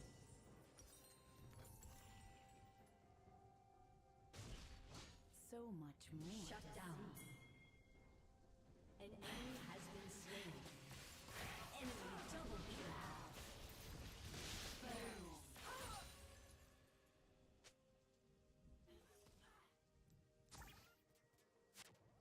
Take careful steps.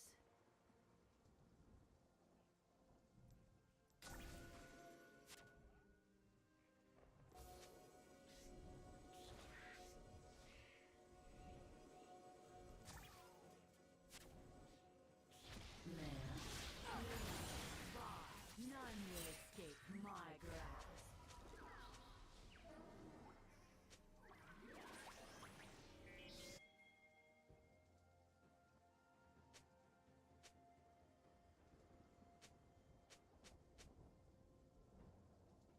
The forest holds many surprises.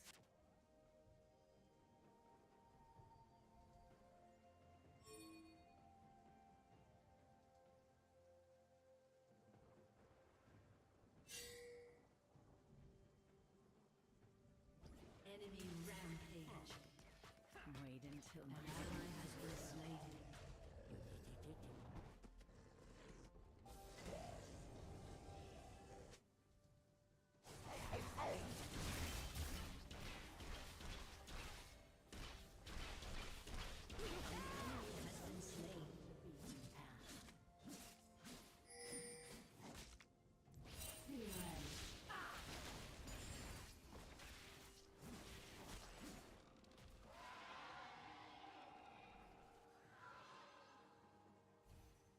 Just a harmless flower.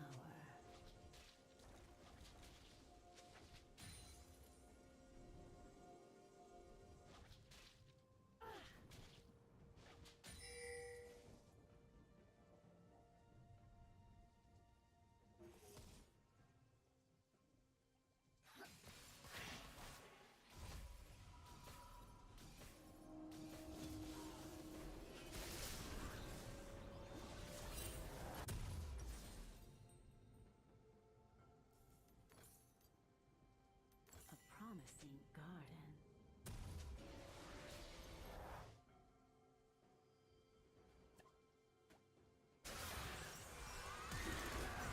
Enemy is unstoppable. Come closer.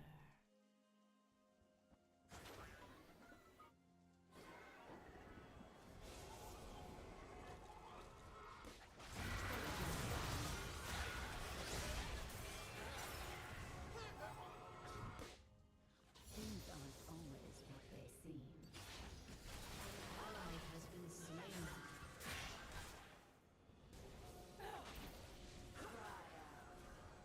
Your turret has been destroyed.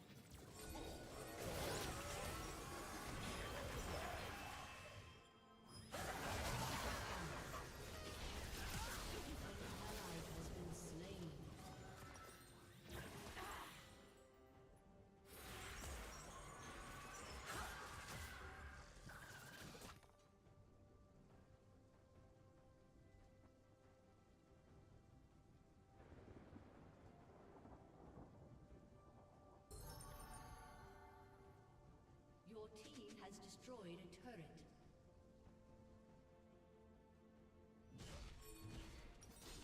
Wait until you see the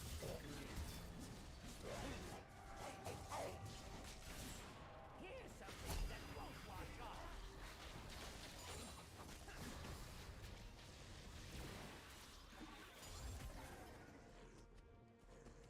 venture off the beaten path.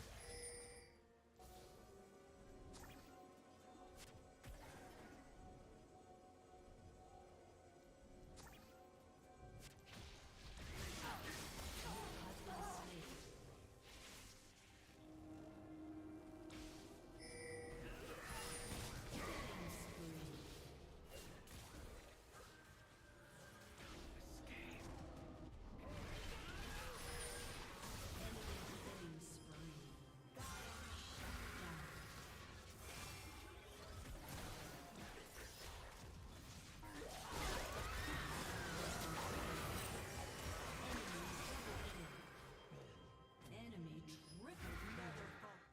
Aced.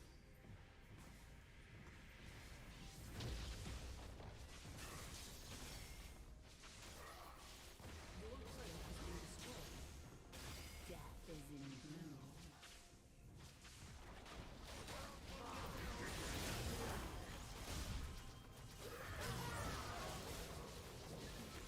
Your turret has been destroyed. You are slain and lost. Someone planned too much excitement. Your turret has been destroyed.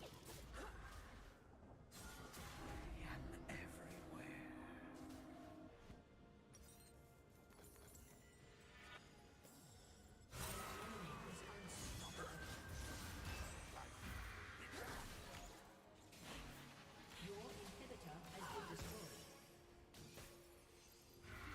Your turret has been destroyed.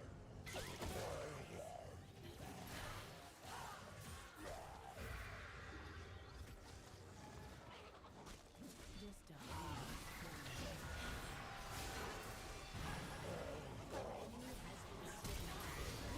An enemy has been slain.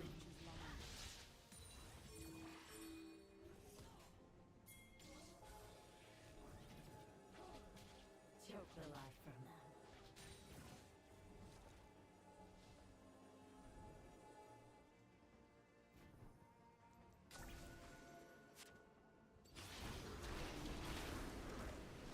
A summoner has disconnected. Defeat.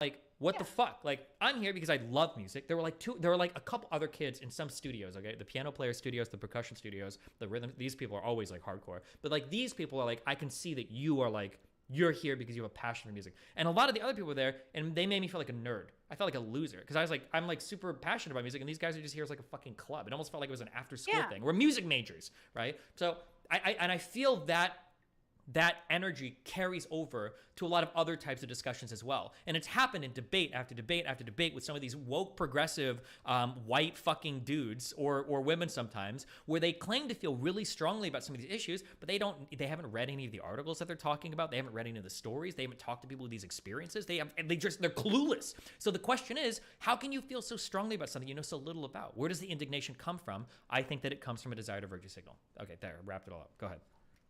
That was really good. And I don't really disagree with you. Okay, ready? So I think that human beings, where am I? Can you see me? Okay. Oh, you can see me just fine. Okay, so I'll move here for my audience. So I think if this is like a spectrum of depth, you know, you have the people at the service who are like, yeah, hey, I think being mean to trans people is mean. And so they kind of dip their foot into like that understanding, right? And then a trans person might be here because they understand their transness more, and then maybe even another trans person is way deeper into transness and understands it even from a different perspective. Everyone understands it on a spectrum, so I don't think that changes like their genuine desire to have it. I think you're correct that the indignation may come from a place of like nothingness, which is why it falls short from what's that word? Like their intention of helping. And that's why it looks stupid. That's why the conservatives, like, I feel like this is something Fox News would do, would like bring on this person to defend trans people because they look stupid, because they don't know what they're talking about, right? Sure. But that's the thing is everyone, white people especially, God bless them with their good intentions, but they tend to be the worst ally to, I find, minority communities because they have just no fucking clue, unless it's like from an economic standpoint, right? Because not even that, but as yeah. well. But okay, so, you know, so it's like, fine, I can accept that. But that's why I'm saying, I don't think these white people, like, look, I had a person come onto my Discord a while back and they were a white person and trying to be an ally and they were really emotional. And my Discord's not that kind of place. Like, my Discord, we are an anomaly, my friends. Like, I allow just about, well, a few things on my Discord and then not, you don't come trying to be an ally on my Discord. It's going to look really stupid. Because nobody needs you to defend them. We're all adults. We already have, like, we're all fucking tops or, like, bottoms or, like, people who, like, we're good. We've worked really hard on our identities. We're good. We don't need you. People come to my Discord with this idea of allyship, and I automatically have to tell them, you're doing it wrong. You're going to upset the person who's here, because the person who's here wants to be treated as a complete agent of their own existence. So when you go to advocate for people and you treat them like they're fucking stupid, what you're trying to say children, to them is one like, might say, but yeah, go ahead. one might say that, and so it is one of those things that it becomes. So like all the conversation for current events that like Will Smith just can't help himself because this is a black man, and you know sometimes when you get insulted you have to lash out because they're basically animals. Yeah, is what even though what he it literally sounds slapped like. him like a white man would. Yeah, I don't. Whoa. I mean, it looked kind of puss, bro. It looked kind of puss. I'm not gonna lie. Was he supposed to fucking You know? close fist punch him? What the fuck? No, I think, well, it depends on what he was really supposed to do. But obviously, that situation, that's what I'm saying. Like, I look at these people and I'm like, yeah, go to therapy, bros. Or, like, do something. Meditate. Like, get out of Scientology. I don't know. Do something, because this is not how 50-year-olds should be acting on stage. You're 50! Ja. 50! They're not 30s anymore. Schauspieler Will Smith sorgte bei der diesjährigen Oscarverleihung für Aufregung. Als der Comedian Chris Rock einen Witz über seine Frau Jada Pinkett Smith machte, stürmte Will Smith auf die Bühne und schlug ihm ins Gesicht. Oh, wow! Wow! Will Smith just smacked the shit out of me.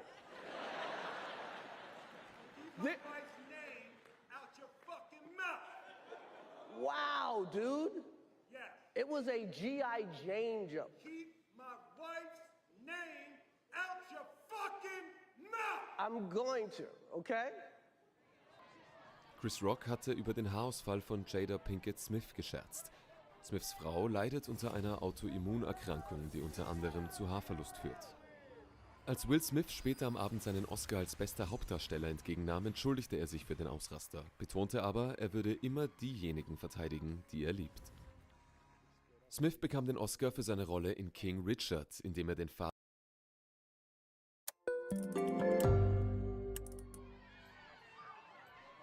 Schauspieler Will Smith sorgte bei der diesjährigen Oscarverleihung für Aufregung. Als der Comedian Chris Rock einen Witz über seine Frau Jada Pinkett Smith machte, stürmte Will Smith auf die Bühne und schlug ihm ins Gesicht. Oh, wow! Wow! Will Smith just smacked the shit out of me. Keep my wife's name out your fucking mouth! Wow, dude! Yes. It was a G.I. Jane joke. Keep my wife's name out your fucking mouth! I'm going to, okay? Chris Rock hat Jada, I love you. G.I. Jane 2, can't wait to see it. All right?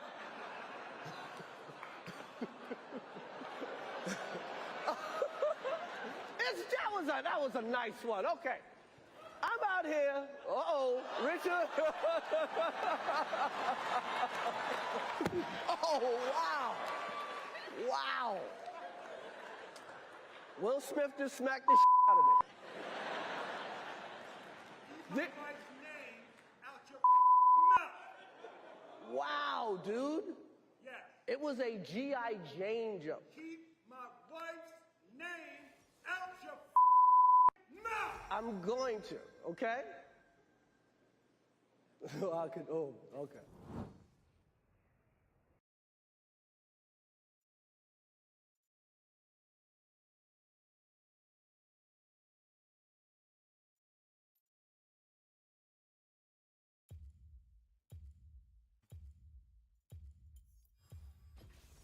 The Tempest is at your command. Jada, I love you. G.I. Jane 2, can't wait to see it. All right?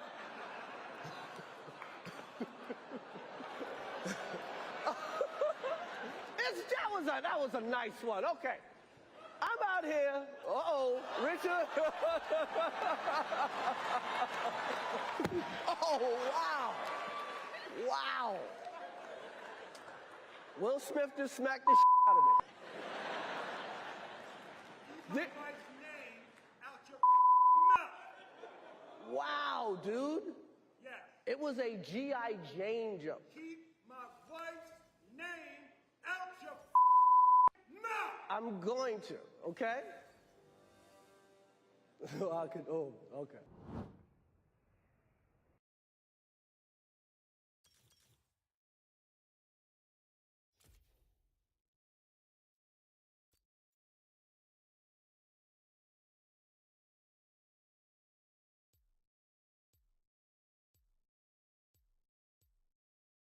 Jada, I love you. G.I. Jane 2, can't wait to see it. All right?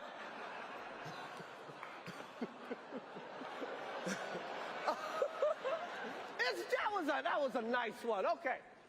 I'm out here. Richard. Oh, wow. Wow. Will Smith just smacked the out of me. Keep my wife's name out your mouth. Wow, dude. Yes. It was a G.I. Jane joke. Keep my wife's name out your mouth. I'm going to, okay? Okay.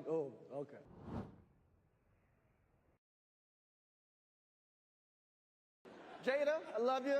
G.I. Jane 2, can't wait to see it. All right?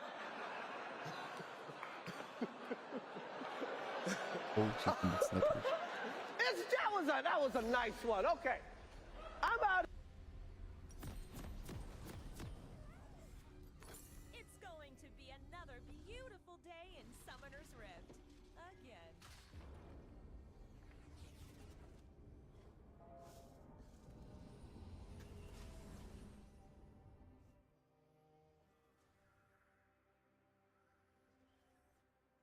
Welcome to Summoner's We're gonna Rift. need a new umbrella.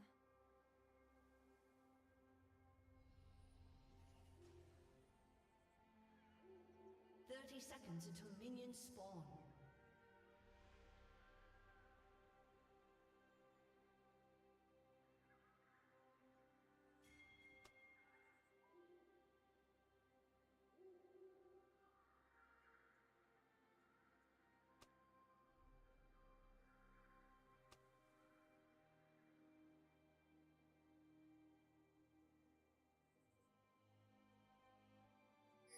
Minions have spawned.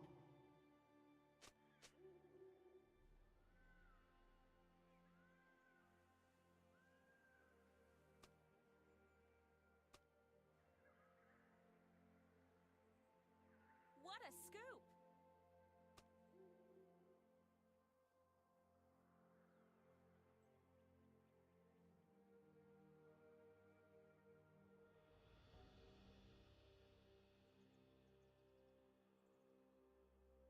I I get the worst assignments.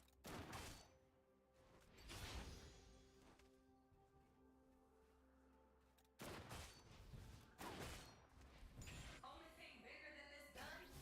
The mistake you made standing in its lights. Let my wins and the teleprompter guide you. 3.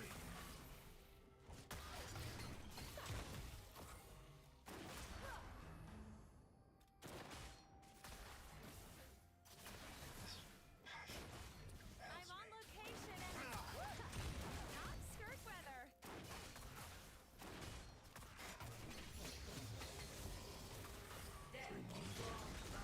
Shall transcend.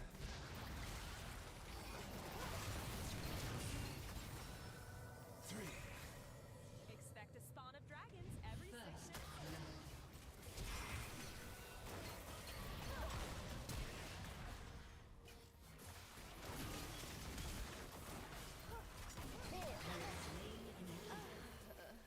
An ally has been slain.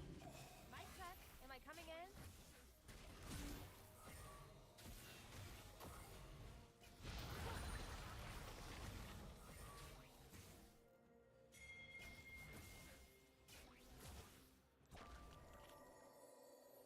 Let's take a look at the mini-map.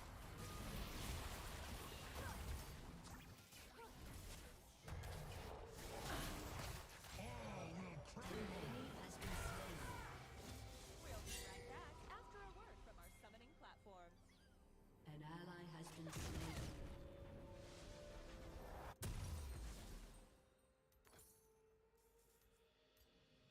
Five-day forecast, sunshine, rainbows, and bloodshed.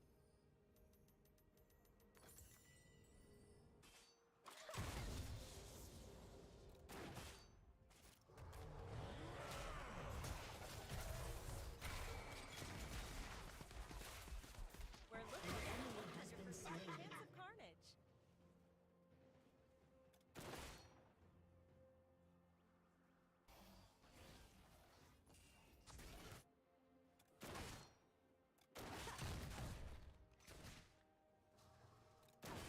Stock up wards for low visibility locations.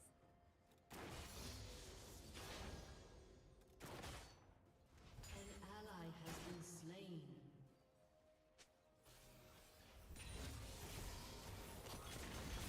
Incoming game.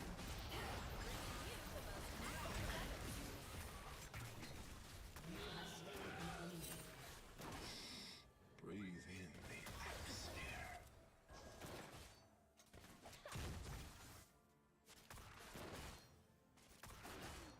Heavy winds You will learn approaching. what beauty truly is.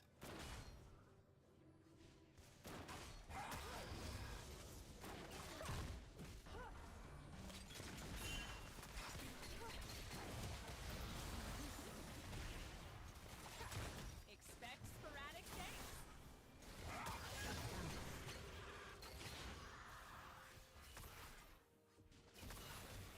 It's not your fault.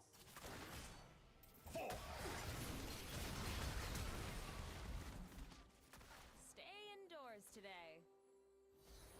We'll be right back with more pain and death after these.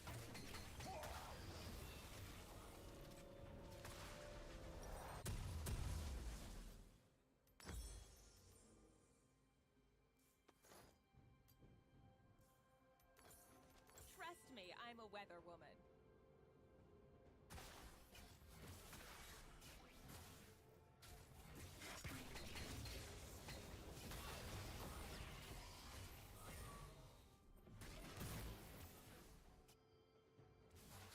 Wait, are we rolling?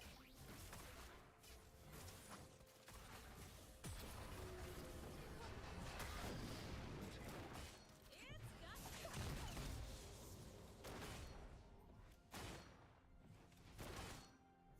High risk of severe thunderstorm. Hold front.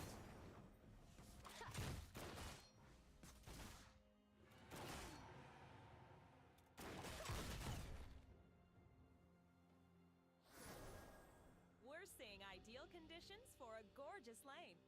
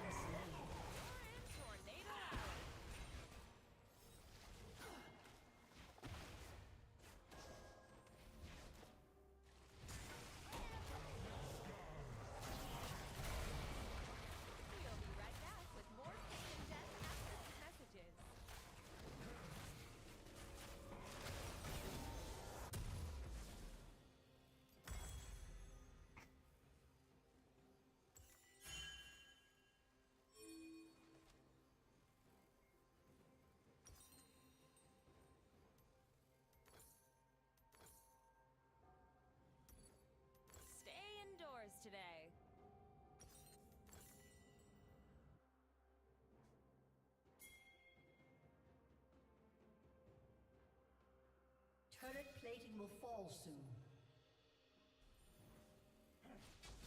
Perfect weather for a team fight.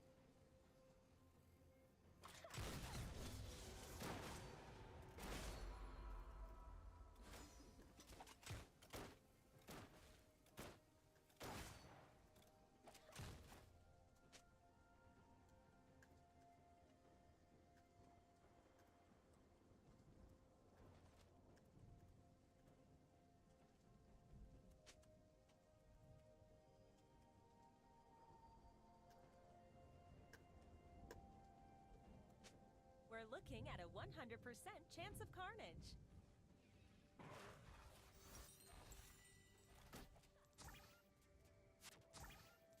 We'll be right back after a word from our summoning platform.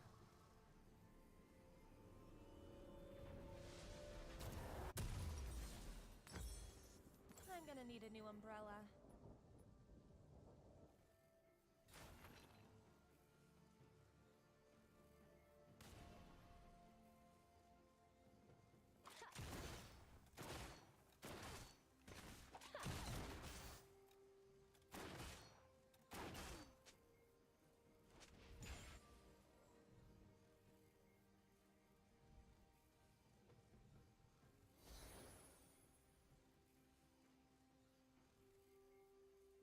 Stay indoors today.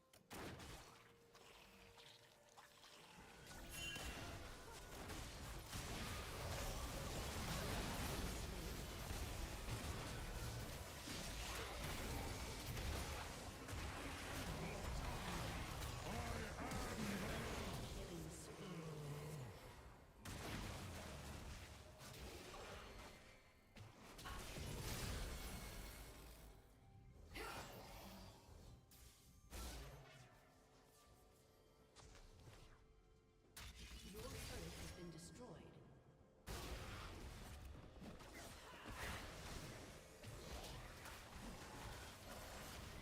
Your inhibitor has been destroyed.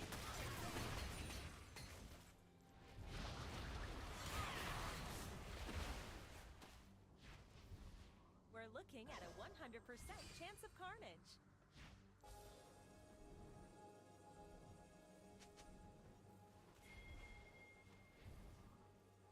An enemy has been slain.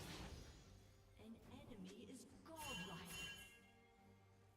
Mic check. Am I coming in?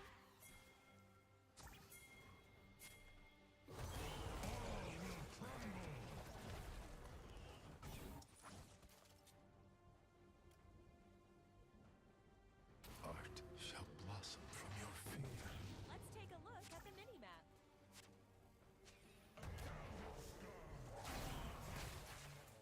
And back to you, shopkeeper.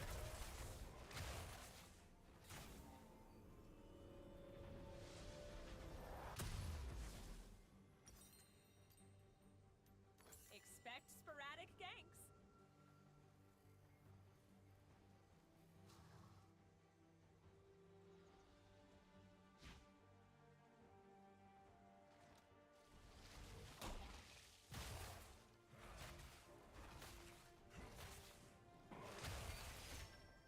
Stock up wards for low visibility locations.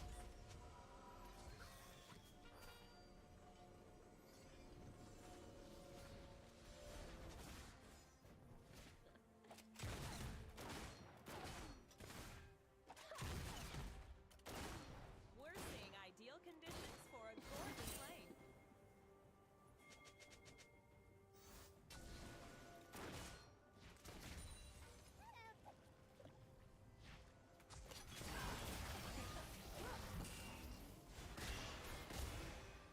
I get it.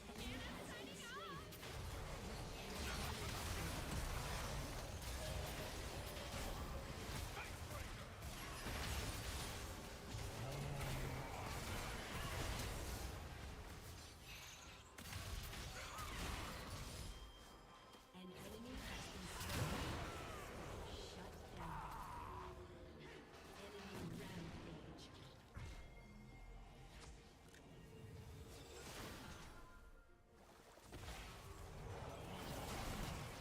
Shut down.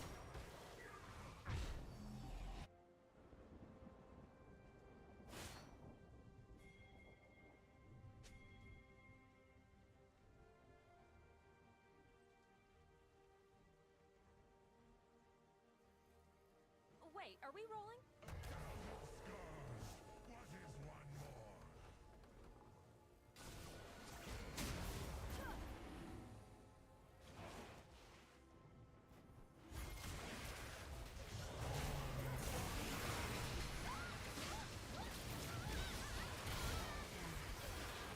Spawn of dragons. Your team has destroyed a turret. Shut down.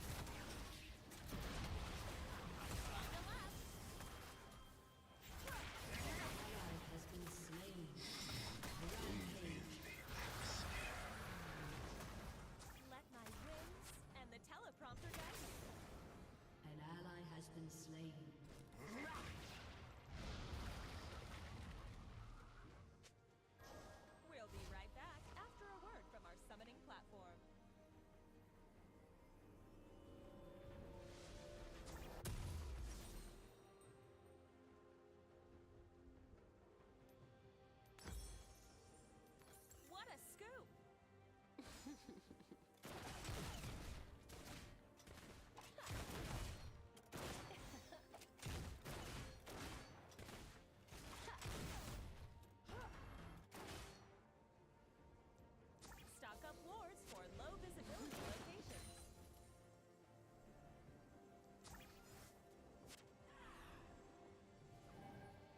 Your turret has been destroyed. Your inhibitor is respawning soon. Mic check. Am I coming in? And back to you, shopkeeper.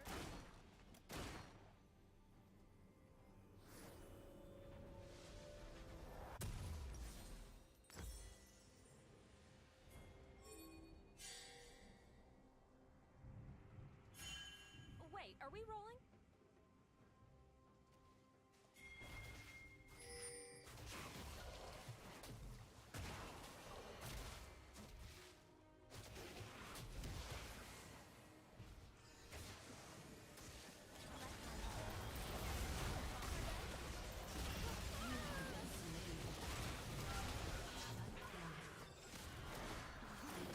Has been slain.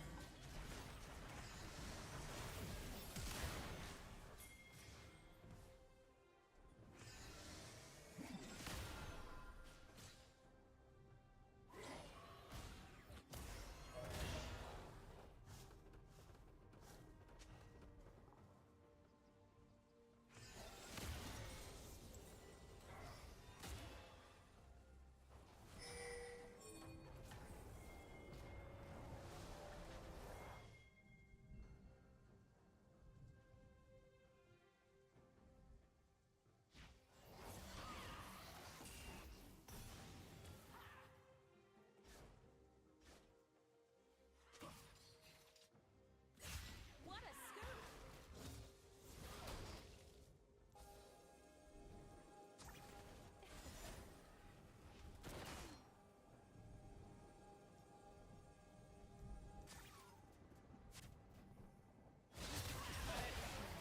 Sunshine, rainbows, and bloodshed.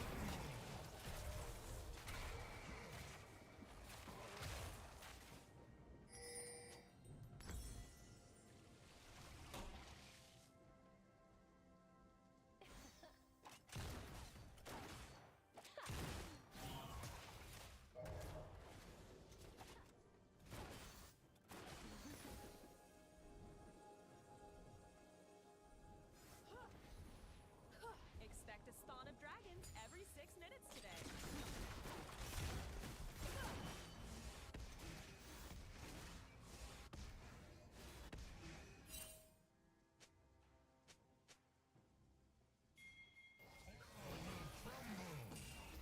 We're seeing ideal conditions for a gorgeous lane.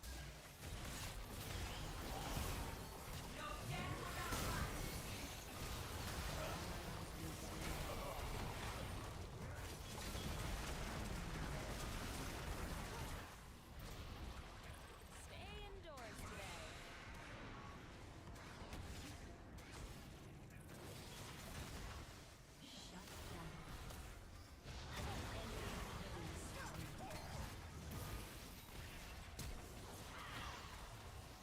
I'm on location and it's not skirt weather.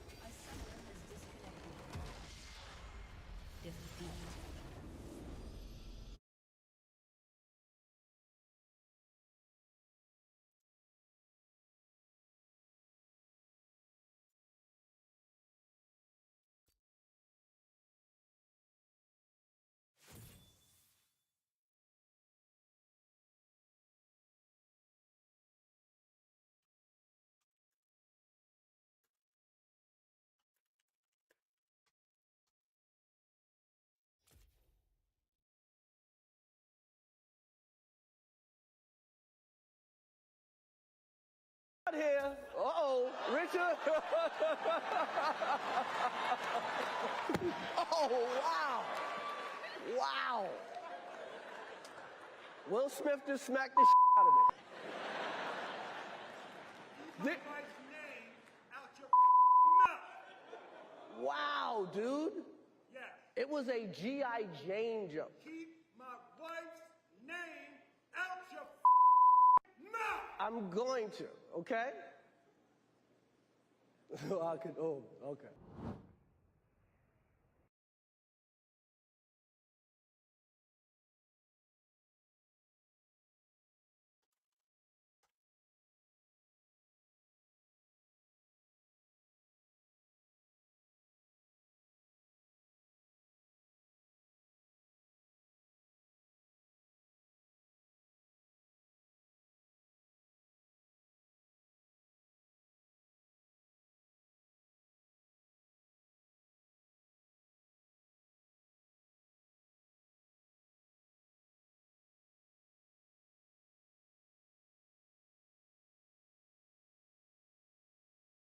We're here at the Vanity Fair Oscars party. Are you excited?